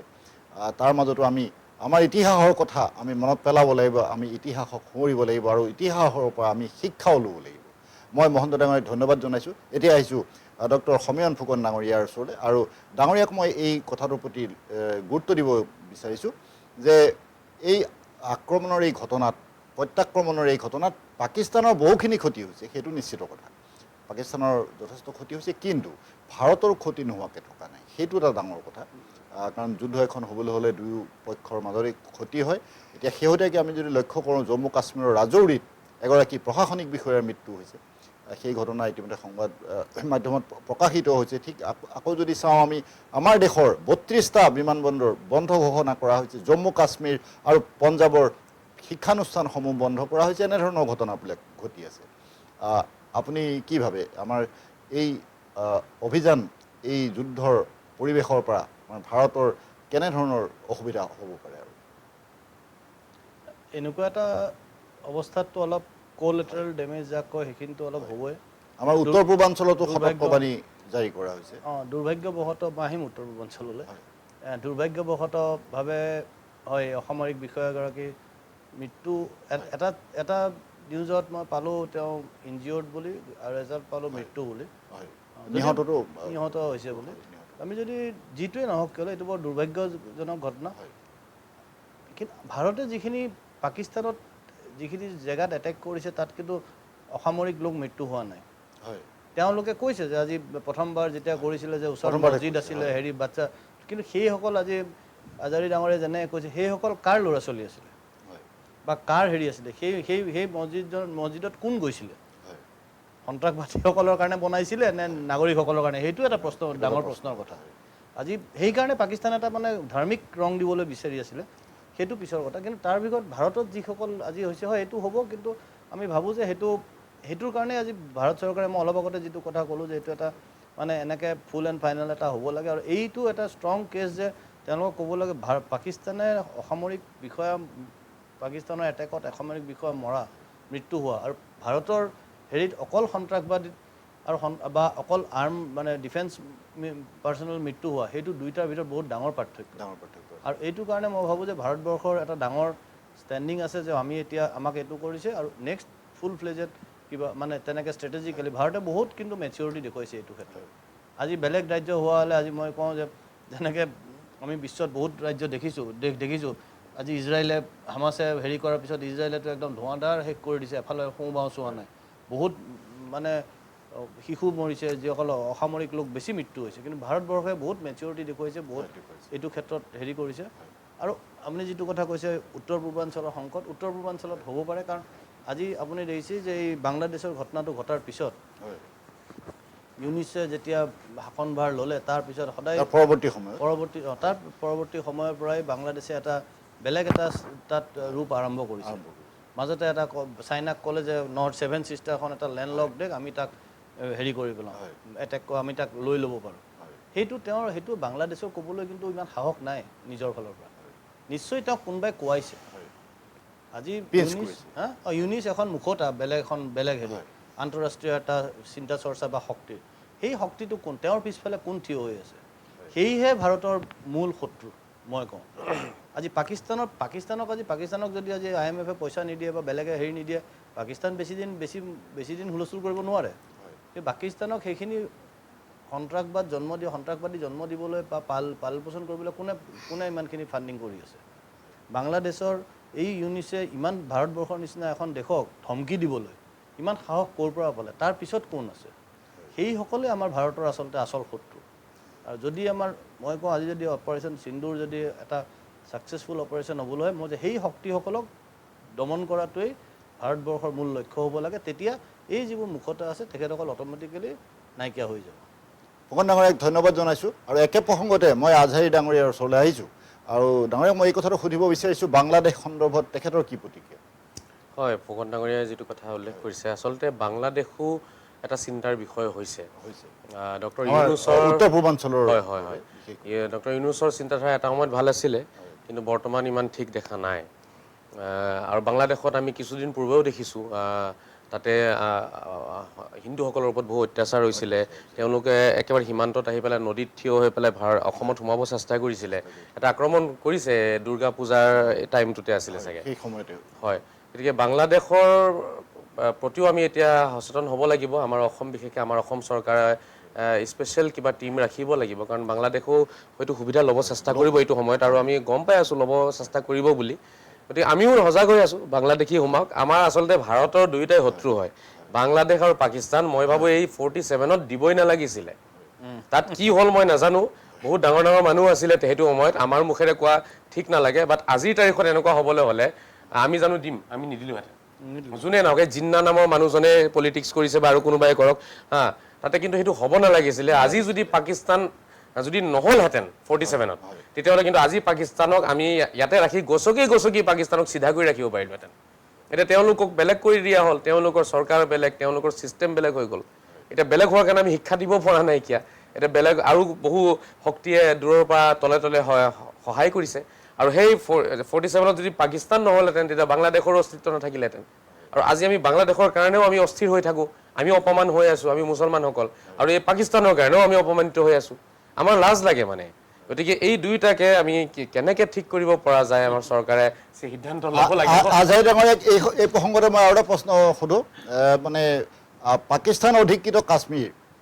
যি পাকিস্তানৰ দখলত আছে সেই কাশ্মীৰ ভাৰতে ঘূৰাই পাবনে আপুনি কি ভাবে গোটেই পাকিস্তানে ঘূৰাই আনিব লাগে ভাৰতে এতিয়া আৰু সেই 1947ত কি হৈছিলে নহৈছিলে এটা আকৌ গোটেই পাকিস্তান আনি শুদ্ধ কৰিব লাগিব গোটেই জেগাটো পবিত্ৰ কৰিব লাগে ভাৰতৰ পবিত্ৰ ভূমি আছিলে এতিয়া সন্ত্ৰাসবাদৰ লেতেৰা ভূমি হৈ গ'ল ভাৰতৰ এটা অংশ গুচি গ'ল এইটোতো শিক্ষা দিবই লাগিব বাপেক কোন হয় নাই ইয়াতে এটা কথা সোমাই আছে যেনেকৈ বাংলাদেশৰ পিছত কোন শক্তি আছে সেই শক্তিয়ে বিজনেছ পইণ্ট অফ ভিউত সিহঁতক ছাপোৰ্ট দি আগুৱাই দিব বিচাৰিছিল কিন্তু এতিয়া হঠাৎ এই সংঘাতটো ষ্টাৰ্ট যে হ'ল আৰম্ভ হৈ যোৱাৰ লগে লগে বিজনেছৰ লাইন আপবিলাক চেঞ্জ হৈ যোৱাৰ লগে লগে চুপ হৈ গ'ল এতিয়া বাংলাদেশ আকৌ এতিয়া সদ্যহতে কিছুদিনৰ পৰা অকণমান মনে থাকিব বাধ্য হৈ পৰিছে না সিহঁতে আমাৰ সীমাটো ড্ৰোন পৰ্যন্ত ফিট কৰা বুলি শুনিছিলোঁ মোটামুটি আহিয়ে গৈছিল সিহঁতে এটা প্ৰিপাৰেশ্যন ষ্টেজত ভাবিছিল যে সেইফালে যুদ্ধ হোৱাৰ লগে লগে ইফালেও কৰিম কিন্তু সিহঁতৰ বেকত থকা শক্তিৰ ইকনমিক পলিচি চেঞ্জ হৈ গ'ল গতিকে সিহঁত বেকত নাথাকা হৈ গ'ল অলপমান দূৰলৈ গুচি গ'ল গতিকে ইহঁতৰ গাত শক্তি নাই ভাৰতক টাচ কৰিব কাৰ শক্তি আছে এই সময়ত ৱৰ্ল্ডৰ কাৰো শক্তি কাৰো নাই সেইটোৱে চবতকৈ ডাঙৰ শক্তি এই শক্তিসমূহ চিনাক্ত কৰি আমি সেইমতে পদক্ষেপ গ্ৰহণ কৰা উচিত মই মহন্ত ডাঙৰীয়াক ধন্যবাদ জনাইছোঁ আৰু আজহাৰী ডাঙৰীয়াৰ ওচৰলৈ পুনৰ উভতি আহিছোঁ মই আগতে কৈছোঁ ইছলামিক এগৰাকী গৱেষক হোৱাৰ উপৰি তেখেত ধৰ্মীয় বিশ্লেষক সেই দৃষ্টিকোণেৰে তেখেতে বহুখিনি কথা আপোনালোকৰ সন্মুখত আগবঢ়াইছে। এই সন্দৰ্ভত মই তেখেতক আৰু এটা প্ৰশ্ন সুধিব বিচাৰিছোঁ যে আমি যিটো কথা অকণমান আগতে আলোচনা কৰিছোঁ যে সন্ত্ৰাসবাদীৰ মৃত্যু হোৱাৰ পাছত পাকিস্তানে শ্বহীদ ঘোষণা কৰিছে, তাত ৰাষ্ট্ৰৰ পতাকা দি পেলাই সন্মান যাচিছে। এই ঘটনা তাত ঘটি আছে। এই ঘটনাবিলাক কি কাৰণে হৈ আছে আপুনি শেহতীয়াভাৱে বৃদ্ধি পাইছে আৰু সন্ত্ৰাসবাদৰ পোষকতা কৰা সেই কথাটো আমি আলোচনা কৰিছোঁ। আপোনাৰ দৃষ্টিভংগীৰে আপুনি যদি কিছু কথা ব্যক্ত কৰে।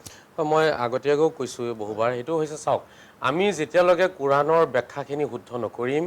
যেতিয়ালৈকে হজৰত মহম্মদৰ কিছু মুখৰ বাণী আছে, যেনেকৈ এটা আছে উমিৰতুৱান উকাতিলান্না ছাত্তা ইয়াকুল লা ইলাহা ইল্লাল্লাহ, যেতিয়ালৈকে লা ইলাহা ইল্লাল্লাহ নক'ব তেতিয়ালৈকে যুদ্ধ কৰিব লাগিব। ইয়ে হজৰত মহম্মদে কৈছে, কথাটো একেবাৰে শুদ্ধ কিতাপত আছে। ইয়াৰ এটা আভ্যন্তৰীণ অৰ্থ আছে, সেইফালে আমি এতিয়া নাযাওঁ। ইয়াৰ যিটো দেখাত যিটো বা শুনাত যিটো এটা মিনিং ওলাইছে, যেতিয়ালৈকে লা ইলাহা নক'ব যুদ্ধ কৰিব লাগিব, এই মিনিংটোৱে কিন্তু ভুল মিনিং গুচি গ'ল সমাজত। আৰু এনেকুৱা কিছুমান মিনিঙৰ পৰাই এতিয়া এই আপোনাৰ সন্ত্ৰাসবাদৰ সৃষ্টি হ'ল, ইছলামী সন্ত্ৰাসবাদৰ সৃষ্টি হৈছে। এইটো সদায় থাকি যাব যেতিয়ালৈকে সেই কিতাপসমূহ য'ত হজৰত মহম্মদৰ মুখৰ বাণী আছে বা কোৰাণৰ সেই আয়াতসমূহ য'ৰ পৰা ভুল মিনিং ওলাইছে, কোৰাণৰ কোনো দুখ নাই বা হজৰত মহম্মদৰ বাণীত কোনো এনেকুৱা ভুল মিনিং নাই, কিন্তু ব্যাখ্যা ভুল হৈছে। আৰু আৰবী এক্সপাৰ্ট হ'ব লাগিব এজন মানুহ। আৰবীৰ এটা শব্দ কেইটা ধৰক অৰ্থ থাকিব পাৰে বা কোনটো লাইনত কোনটো অৰ্থ ইউজ হৈছে, এইটো সাহিত্যিকসকলে জানে। এতিয়া আৰবিয়ান যিসকল আছে তেওঁলোকে বুজিব, বা আমি যিসকলে পঢ়িছোঁ আৰবীত এক্সপাৰ্ট আমি জানো। গতিকে হজৰত মহম্মদৰ মুখৰ বাণীত আৰু কোৰাণত ভুল নাই, কিন্তু তথাপিও যিখিনি ব্যাখ্যা আছে গোটেইখিনি ভুল। আৰু সেই ব্যাখ্যাসমূহ জ্বলাই দিব লাগে মোৰ হিচাপে। আজি আমাৰ মুছলমান সভ্যযোগ্যসকলে কথাটো ভাবক, বিবেচনা কৰক। মই অনুৰোধ জনাম, কাটৰ অনুৰোধ জনাইছোঁ আপোনালোকক। চাওক, বহুত লজ্জিত হৈছোঁ আৰু লজ্জিত হ'ম। চবেই আমাক থু থু কৰিব, যিমানেই আপুনি নিজকে নিৰপেক্ষ নেদেখাওক কিয়নো আপুনি মছজিদৰে নামাজ পঢ়িব যাবই লাগিব। আৰু সেই পাকিস্তানৰ সন্ত্ৰাসবাদীও মছজিদত নামাজ পঢ়ে, বাংলাদেশৰ সন্ত্ৰাসবাদীও মছজিদত নামাজ পঢ়ে। ক'ৰবাত নহয় ক'ৰবাত আমাৰ মাজত কিবা এটা মিল আছে বুলি সদায় মানুহে ক'ব। সেয়েহে আমি চিন্তা কৰিব লাগিব যোগ্যসকল মুছলমান সমাজৰ, এই কলংকিত ব্যাখ্যাসমূহ বা কলংকিত যিখিনি অনুবাদ আছে মাৰ্কেটত অসমীয়াত, সেই গোটেই অনুবাদ জ্বলাই দিব লাগে, নহ'লে বেন কৰি দিব লাগে অসম চৰকাৰে। আৰু অসম চৰকাৰে এনেকুৱা ব্যৱস্থা গ্ৰহণ কৰক, যিসকল লেংগুৱেজত এক্সপাৰ্ট বা যিসকল ধৰক ভাল ইউনিভাৰ্চিটিৰ পৰা তেওঁলোকে শিক্ষা অৰ্জন কৰিছে, তেনে কিছু এক্সপাৰ্টৰ টীম এটা বনাব লাগে। হয় হয়, সেই টীমটোৱে কোৰাণখন অনুবাদ কৰক বা হজৰত মহম্মদৰ বাণী অনুবাদ কৰি তাৰপিছত সেইখিনি এক্সপাৰ্টৰ জৰিয়তে বস্তুখিনি আকৌ চালাজাৰা কৰোৱাৰ পিছত তাৰপিছত সেইখিনি মাদ্ৰাছা এডুকেশ্যনত এড কৰি যদি দিয়া যায়, তেতিয়াহ'লে অনাগত দিনত কিন্তু সন্ত্ৰাসবাদ, আমাৰ ভিতৰীয়া সন্ত্ৰাসবাদ যিটো ভিতৰত আছে, সেইখিনি কিন্তু নিৰ্মূল হৈ যাব। এটা কথা আপোনালোকে দেখিছে যে অসমত কিন্তু প্ৰায় 40-50 জন এনেকুৱা ব্যক্তি চৰকাৰে পুলিচে এৰেষ্ট কৰিছে যিসকলে পাকিস্তান জিন্দাবাদ কৈছে। এইটো বৰ চিন্তাৰ বিষয়। অসমত থাকি এনেকুৱা এটা যুদ্ধৰ পৰিৱেশ, তাৰ পিছতো তেওঁলোকে পাকিস্তান জিন্দাবাদ ক'বলৈ ভয় নালাগিলে আৰু তেওঁলোকে ছ'চিয়েল মিডিয়াত কমেণ্ট কৰিছে। ঠিক তেনেকৈ আমিনুল ইছলাম যে যিজনক এৰেষ্ট কৰিছে, সেইজনৰ কথাখিনি চাওক। এনেকুৱা এটা পৰিস্থিতিত চৰকাৰক বা মোদী চৰকাৰকে মানে দোষী সাব্যস্ত কৰিব বিচাৰি আছে। গতিকে এনেকুৱা মানুহ বহুত আমাৰ অসমত আছে। এইটো বহুত চিন্তাৰ বিষয়। গতিকে এইটো অকল চৰকাৰৰ চিন্তাৰ বিষয় নহয়, মই শ্ৰদ্ধাৰ ৰাইজক জনাব বিচাৰিম। পুলিচ বা প্ৰশাসনৰ বা চৰকাৰৰ চিন্তাৰ বিষয় নহয়, এয়া আমাৰ চিন্তাৰ বিষয়। আমি সন্মানেৰে জীয়াই থাকিব পাৰিম নে নাই, মৰ্যাদাৰে থাকিব পাৰিম নে নাই। কাৰণ তেওঁলোকেও নামাজ পঢ়ে, আমিনুল ইছলামৰ দৰে মানুহে নামাজ পঢ়িছে, টুপি আৰু দাড়ি ৰাখিছে। আৰু যি 40-50 জনক পুলিচে ধৰিছে, তেওঁলোকৰো টুপি আছে, দাড়ি আছে, তেওঁলোকে আল্লাহু আকবাৰ বুলি কয়। এতিয়া আমাৰ মাজত তেওঁলোকৰ মাজত কিন্তু দেখাত কিন্তু আমি একেই যেন লাগি আছোঁ। গতিকে যিসকল সভ্য আছে তেওঁলোকক মই যোগ্যসকলক অনুৰোধ জনাম, কোৰাণৰ ভুল বিশ্লেষণ অতি শীঘ্ৰে মাৰ্কেটত বেন হ'ব লাগে। তাৰপিছত মাদ্ৰাছা শিক্ষাৰ যিটো মাদ্ৰাছা বৰ্ড যিবোৰ আছে অসমত, আজমলৰ আণ্ডাৰত আছে আৰু বহুত মৌলানাসকলৰ আণ্ডাৰত আছে, এই বৰ্ডত কি শিক্ষা আছে বা বৰ্ডৰ আণ্ডাৰত কি কিতাপবোৰ পঢ়োৱা হৈছে, সেই কিতাপত কি কণ্টেণ্ট আছে, গোটেইখিনি চালাজাৰা হ'ব লাগে, অসম চৰকাৰে কৰিব লাগিব। নহ'লে অসমত থাকি কোনোবাই ছাপৰ্ট কৰিলেহে বাংলাদেশৰ মানুহ অসমত সোমাব পাৰিব বা ইয়াত এটেক কৰিব পাৰিব। ভাৰতত থাকি কোনোবাই ছাপৰ্ট কৰিলেহে কোনোবাই কাশ্মীৰত সোমাই মাৰিব পাৰিব। আৰু ভিতৰত আমাৰ কোনোবা আছে যিসকলে ইয়াৰ গোটেই তথ্য তেওঁলোকক দি আছে বা কোনোবাই সহায় সাহায্য কৰি আছে। নহ'লে বিদেশৰ পৰা ইমানবোৰ আমাৰ ডিফেন্স ছিষ্টেম ইমান ভাল, তাৰ পিছতো কেনেকৈ সোমাই আহিছে, আহি পেলাই মানুহে আমাক এটেক কৰিছে, এইটো চিন্তাৰ বিষয়। গতিকে ভিতৰুৱা যিটো আমাৰ এটা সন্ত্ৰাসবাদী মাদ্ৰাছাৰ পৰা যিবোৰ ভুল মেছেজ গৈ আছে, মই মাদ্ৰাছাক ভুল বুলি কোৱা নাই, বহুতে মোক ভুল বুলি ক'ব চাগে। মই মাদ্ৰাছাক মই পঢ়িছোঁ, মোৰ মাদ্ৰাছা এডুকেশ্যন আছে, মই সন্মান জনাওঁ। বাট আজিৰ তাৰিখত মাদ্ৰাছা এডুকেশ্যনটো আৰু বহুত ডেভেলপ হ'ব লাগে। তাৰ ভিতৰত বহুত সাল সলনি হ'ব লাগিব, পৰিৱৰ্তন আনিব লাগিব। সেইখিনি অসম চৰকাৰে আনিব লাগিব, অসমৰ যোগ্য সমাজে ভাবিব লাগিব। নহ'লে বাংলাদেশী সন্ত্ৰাসবাদ আৰু পাকিস্তানী সন্ত্ৰাসবাদ সন্ত্ৰাসবাদৰ কাৰণে হয়তো আপোনাৰ ল'ৰা ছোৱালীও কেতিয়াও কাশ্মীৰ ফুৰিব যাব নোৱাৰিব আমিও নিশেষ হৈ যাব লাগিব হয় এতিয়া কোনোবা হনিমুন যাবলৈ হলে ভয় কৰিব কোনোবা মুম্বাই ফুৰিব যাবলৈ হলে ভয় কৰিব কোনোবাই বোলে আপোনাৰ দাৰ্জিলিং যাব নোৱাৰিব কতো ফুৰিব যাব নোৱাৰিব আপোনাৰ এটা ভয় থাকি যাব আৰু সেই ভয়টো একমাত্ৰ এই ইছলামী সন্ত্ৰাসবাদৰ কাৰণে হৈ আছে ইয়াত অন্য কোনো সন্ত্ৰাসবাদী অহা নাই আমাৰ ভাৰতৰ লগত যিবোৰ হৈ আছে সন্ত্ৰাসবাদী এটেক প্ৰায়বোৰ ইছলামী সন্ত্ৰাসবাদ হয় গতিকে ইছলামী সন্ত্ৰাসবাদক শেষ কৰিবলৈ কাৰণে এই যিবোৰ ধৰ্মীয় গ্ৰন্থত যিবোৰ কথা আছে সেইখিনি আমি আগতে শুধৰণি কৰিব লাগিব শুদ্ধলে আনিব লাগিব হয় তেনেকৈ কৰিলে মই ভাবো আমাৰ ভৱিষ্যতটো উজ্জ্বল হ'ব বা এটা শান্তৰ পৰিৱেশ হ'ব তাৰ বাবে মই আমচু নেমচু আৰু যিসকল আমাৰ সংখ্যালঘু দল সংগঠন আছে তেওঁলোকৰ কিন্তু এটা বহুত ডাঙৰ ৰেছপন্সিবিলিটি অসমত অকল কিবা এখন বিল আহিলে আন্দোলন কৰাইতো তেওঁলোকৰ লক্ষ্য নহয় চাগে আন্দোলনৰ পইচা পাতি অলপ পায় বুলি শুনো আমি হেতুটো বেলেগ কথা আন্দোলন কৰিলে পইচা পায় কিন্তু মই তথাপিও আমচু নেমচুক আৰু সংখ্যালঘু সংগ্ৰাম পৰিষদক মই অনুৰোধ জনাম এয়া আপোনালোকৰ দায়িত্ব হয় আপোনালোকে এই মাদ্ৰাছা এডুকেশ্যনৰ যিটো বোৰ্ড আছে এই বোৰ্ডৰ অন্তৰ্গত যিখিনি কিতাপ আছে সিলেবাছ আছে সেইখিনি শুধৰণি কৰক আৰু মুল্লাসকলক আহ্বান জনাওক যাতে তেওঁলোকে শুদ্ধ বিশ্লেষণটো আনক কাৰণ আমি 10 বছৰীয়া ল'ৰা ছোৱালী মাদ্ৰাছাত দিও পঢ়িবলৈ কাৰণে বহুতে দিয়ে হে 10 বছৰ বা 30 বছৰলৈকে যদি প্ৰেক্টিছ কৰাই দিয়া যায় যে এজন সনাতনী কাফিৰ হয় এজন খ্ৰীষ্টান ব্যক্তি কাফিৰ হয় কাফিৰ মানে নৰকত যাব লাগিব আল্লাহৰ দুশ্মন আমিয়ে ভাল তেতিয়াহলে সেই ভিতৰে এটা ভয়ংকৰ সন্ত্ৰাসবাদ মানে বিয়পি থাকিব গঢ় লৈ উঠিব হয় যথেষ্ট যুক্তিপূৰ্ণভাৱে আজহাৰী ডাঙৰ এইখিনি কথা আপোনালোকৰ সন্মুখত আগবঢ়ালে মই তেখেতক ধন্যবাদ জনাইছোঁ আৰু এতিয়া আহিছোঁ ধ্ৰুৱজ্যোতি মহন্ত ডাঙৰীয়াৰ ওচৰলৈ তেখেতক মই স্পষ্টভাৱে এটা কথা সুধিব বিচাৰিছোঁ এই ভাৰত পাকিস্তানৰ এই শেহতীয়া পৰিস্থিতি সন্দৰ্ভত চীনৰ কি ভূমিকা বা চীনক লৈ কেনেধৰণৰ আপোনাৰ প্ৰতিক্ৰিয়া যদি কিছু কথা কয় চাওক চীনৰ লগত পাকিস্তানৰ যিটো বন্ধুত্ব এইটো বহুত পুৰণা বন্ধুত্ব আৰু এতিয়া চীনত যিমান আপোনাৰ তাৰ যুদ্ধখনৰ বহুতখিনি অৰিহণা আগতে চীনে বন্ধুত্ব কৰি থৈ যোৱাৰ ফালৰ পৰাই চলি আছে এতিয়ালৈকে যুদ্ধৰ শক্তি চ' চাইনাৰ বহুত বস্তু মিছাইল আদি কৰি বহুত বস্তু তেওঁলোকৰ আমাৰ ৰাডাৰত S-400 ৰাডাৰত নিঃশেষ হৈ গ'ল আকাশতে শূন্যতে নিঃশেষ হৈ গ'ল আৰু সেইবিলাকৰ পিছত কিছুমান কথা ওলাইছে যে চাইনাৰ গোটেই প্ৰডাক্টবিলাকে ইমান তাৰমানে অনুভৱী নহয় আমাৰ ইণ্ডিয়াৰ টেকন'লজি বহুত ওপৰত এনেকুৱা ধৰণৰ কিছুমান কথা ওলাইছে চ' কিছু পৰিমাণে সেইটো সত্য চ' এনেকুৱা ধৰণৰ কথা আছে কিন্তু চাইনাৰ কথা হ'ল কি যিটো কাৰাকৰম হাইৱে চাইনাই একদম সাগৰলৈকে থ্ৰু পাকিস্তান কৰিছিলে তাত বহুত ইনভেষ্ট কৰি থৈ দিছে এইটো এটা বহুত সিহঁতৰ মানে ইণ্টাৰনেশ্যনেল লেভেলৰ এটা ষ্ট্ৰেটেজিক ইম্পৰ্টেণ্ট মানে ফেক্টৰ হয় আৰু সিহঁতে আফ্ৰিকান কাণ্ট্ৰিজৰ পৰা এইটো নিয়াৰেষ্ট ৰুট কৰিব বিচাৰিছিল তাৰে ইউৰেনিয়ামৰ পৰা আদি কৰি যিমান যি তাৰে খনিজ পদাৰ্থ চাইনাই বহুতখিনি তাতে কিনি থৈ দিছে আয়ত্ব কৰি থৈ দিছে ফিউচাৰ পৃথিৱীত এইবিলাকৰ ইউৰেনিয়ামৰ উপৰিও আৰু বহুত খনিজ পদাৰ্থ আছে যাৰ কাৰণে বেটাৰীবিলাকৰ কাৰণে চাইনাই লিড ল'ব বিচাৰিছে ফিউচাৰ ৱৰ্ল্ডখন বেটাৰীৰ ওপৰত চলিব পেট্ৰল ডিজেলৰ এইটোৰ অল্টাৰনেটিভ হিচাপত গতিকে এনেকুৱা বহুত কথাৰ কাৰণে চাইনাৰ সেইটো এটা বহুত ডাঙৰ এটা ষ্ট্ৰেটেজিক ইম্পৰ্টেণ্ট এটা প্ৰজেক্ট হয় আৰু সেই প্ৰজেক্টটো ষ্টেগনেণ্ট হৈ আছে আজিলৈকে সেইটো মুকলি হ'ব নোৱাৰিলে মানে তাৰ এটা মুখ্য কাৰণ হ'ল সেইটো চাইনা আৰু পাকিস্তানৰ মাজত ৰিলেশ্যনটো মেইনটেইন কৰাৰ বহুত ডাঙৰ এটা কিছুমান এনেকুৱা সংঘৰ্ষৰ মাজেদি বিভিন্ন ধৰণৰ ফেক্টৰ্ছৰ দ্বাৰা কেতিয়াবা ইণ্টাৰেষ্ট ল'ব পৰা নাই কেতিয়াবা ইণ্টাৰেষ্ট ল'ব নোৱাৰা পৰিস্থিতি হৈ গৈছে আৰু চাইনাৰ লগত ইণ্ডিয়াৰ বিজনেছটো চাইনাৰ বহুত ডাঙৰ ইম্পৰ্টেণ্ট এটা ফেক্টৰ হৈ পৰিছে কাৰণ চাইনাৰ প্ৰডাক্ট ইণ্ডিয়াত নেবেচিলে ইণ্ডিয়া হ'ল ৱৰ্ল্ডৰ 1/6 পপুলেশ্যন ইণ্ডিয়াতে আছে গতিকে ইয়াৰ মাৰ্কেটখন ল'বৰ কাৰণে গোটেই পৃথিৱীৰ বিভিন্ন দেশৰ কম্পিটিশ্যন তাৰে চাইনা এটা মুখ্য কণ্টেণ্ডেণ্ট হয় চ' আজিৰ যুদ্ধখনত চাইনাৰ ফালৰ পৰা ৰিলেশ্যনশ্বিপটো কি হ'ব প্ৰভাৱটো কি হ'ব এইটো নিৰ্ভৰ কৰিছে চাইনাৰ নিজৰ ব্যৱসায়িক স্বাৰ্থটোৰ ওপৰত সিহঁতে মই ভাবোঁ যে দূৰৰ পৰা লক্ষ্য কৰি এটাই বুজিছে যে বালুচিস্তানখন যদি ছেপাৰেট হৈ যায় তেনেহ'লে চাইনাই যদি পাকিস্তানে যদি যুদ্ধত এই পৰিস্থিতিত পৰিছে বিপদসংকুল পৰিস্থিতিত পৰি গৈছে তেনেহ'লে বিপদত পৰা পাৰ্টি এটাক ছাপৰ্ট দিয়াৰ কি অৰ্থ আছে ফিউচাৰটো তেওঁলোকে দেখিছে যে এতিয়া চাইলেণ্টলি থাকিলেহে আমাৰ যিখিনি তাত ইনভেষ্টমেণ্ট হৈছে সেই ইনভেষ্টমেণ্টখিনি এদিনাখন আমি কাৰ্যক্ষম কৰি ইউজ কৰিব পৰা হয়তো হ'ম যদি আজি চাইলেণ্টলি থাকোঁ কিন্তু আজি যদি পাকিস্তানৰ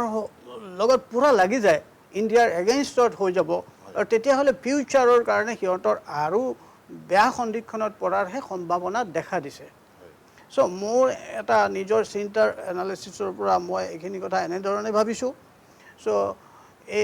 ইণ্ডিয়া চাইনাৰ ৰিলেশ্যনশ্বিপৰ ক্ষেত্ৰত আৰু এই যুদ্ধখনৰ পৰিপ্ৰেক্ষিতত চাইনাৰ দৃষ্টিভংগী বৰ্তমান এনেকুৱা হোৱা বুলি ক'ব পাৰি মহন্ত ডাঙৰীক ধন্যবাদ জনাইছোঁ মই এতিয়া আহিছোঁ ডক্টৰ সমীৰণ ফুকন ডাঙৰীয়াৰ ওচৰলৈ আৰু মহন্ত ডাঙৰীয়ে এই কথাটো উল্লেখ কৰিছিলে যে বেলুচিস্তানৰ কথা সেই ধৰণৰ কথাবিলাকো আমি মাজে মাজে মনলৈ আহে মাজে মাজে ভাবোঁ আৰু মাজে মাজে পাতোঁ বেলুচিস্তানেও বিভিন্ন এই যুদ্ধখনক লৈ সুবিধা আহৰণ কৰা এনেধৰণৰ এক ধাৰণা আমাৰ হৈছে ফুকন ডাঙৰীয়ে এই সন্দৰ্ভত কি কয় চাওক এই যে পাহেলগামৰ হেৰি হোৱাৰ পিছতে যিটো বালুচ আৰ্মি আছে তেওঁলোকৰ বহুত সক্ৰিয় হৈ গ'ল পাক সেনাৰ ওপৰত আক্ৰমণ কৰিছে আৰু এতিয়া যিখিনি খবৰ আমি সামাজিক মাধ্যমত পাই আছোঁ যে পাকিস্তানৰ সেনাক তেওঁলোকে তাৰ পৰা উলিয়াই দিছে আৰু এটাতো কালি ভিডিঅ' চালোঁ যে তেওঁলোকে ডাইৰেক্টলি বালুচিস্তান এখন স্বাধীন দেশ হিচাপে ঘোষণা কৰিছে আৰু এনেকুৱাও পাইছে যে তেওঁলোকে যুক্তৰাষ্ট্ৰটো চিঠি প্ৰেৰণ কৰিছে যে আমি এখন স্বাধীন দেশ বুলি ঘোষণা কৰিব লাগে ঘোষণা কৰিব লাগে পাঞ্জাৱ সিন্ধ আৰু বালুচিস্তান এই তিনিটা যেতিয়া জিঅ'গ্ৰাফি যিটো মহন্ত ডাঙৰীয়ে কৈছে সেইটো আজি কথাই নহয় এইটো ভাৰতৰ যিটো মানুহে আপুনি যদি জানে যে এইটো হেৰি বুলি কয় ডোভাল ডক্ট্ৰিন বুলি কোৱা হৈছিলে এটা সময়ত যে আমাৰ যি national security adviser Ajit Doval ডাঙৰীয়া তেওঁ আজি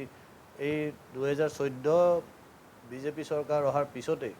তেওঁ 15 নে 16ত এবাৰ পাকিস্তানক কৈছিলে যে যদি কিবা এটা হয় তেতিয়াহ'লে আমাৰ বালুচিস্তান পাকিস্তানৰ পৰা আমি গুচাই পেলাম আঁতৰাই দিম আৰু হয়তো সেইটো দিশতেই গৈ আছে কি হৈছে তাত বিশেষকৈ মই সঁচা কথা ক'ব গ'লে ইমান নাজানো কাৰণ এইটো আমি জনা সম্ভৱো নহয় ভিতৰৰ কথা এইটো কূটনীতিৰ কথা এইটো এটা মিলিটাৰী ষ্ট্ৰেটেজিৰ কথা কিন্তু খুব সম্ভৱ হয়তো বালুচিস্তান পৃথক হৈ যাব আৰু এখন নতুন দেশ হিচাপে স্বীকৃতিপ্ৰাপ্ত হ'ব আৰু সেইটো হ'লেই পাকিস্তানৰ বহুত এটা মানে হৃদয়ৰ এটা বস্তু আঁতৰি যোৱাৰ নিচিনা হ'ব আৰু তেতিয়া আমাৰ হয়তো ভাৰতৰ এই যিটো POK আৰু সেইখিনিৰ এই বৰ্ডাৰ ইছ্যু যিখিনি আছে বহুখিনি হয়তো সমাধান কৰাত সক্ষম হ'ব পাৰে যন্ত্ৰণা লাঘৱ হ'ব আপুনি এনেধৰণৰ হ'ব লাগে পাকিস্তানৰ পৰা যিমান ছেপাৰেট হ'ব পৰা যায় হওক আমি সেইটোৱে বিচাৰোঁ পাকিস্তান 10 টুকুৰাত ভাগ হৈ যাওক এতিয়া 20 টুকুৰাত ভাগ হৈ যাওক আমাৰ একো আপত্তি নাই মোটামুটি পাকিস্তান একেবাৰে শেষ হৈ যাব লাগে পাকিস্তানৰ নাম থাকিব নালাগে পাকিস্তানৰ এটাই মূল মন্ত্ৰ যে ভাৰত বিৰোধী কথা নক'লে তেওঁলোকৰ ৰাজনৈতিক তেওঁলোকে জান্নাতে নাপাব আপুনি পৃথিৱীৰ স্বাৰ্থত কৈছে তেওঁলোক স্বৰ্গই নাপাব এতিয়া তেওঁলোকৰ স্বৰ্গ ইয়াতে আছে যেতিয়া যিমান ভাৰতীয় মাৰিব সিমানে তেওঁলোকে স্বৰ্গত হুৰৰ লগত গৈ পেলাই নাচিব পাৰিব ভাৰত বিৰোধ কৰি তেওঁলোকে হুৰ পাব হুৰ জান্নাতত সিহঁতে হিন্দুস্তানী বুলি কয়তো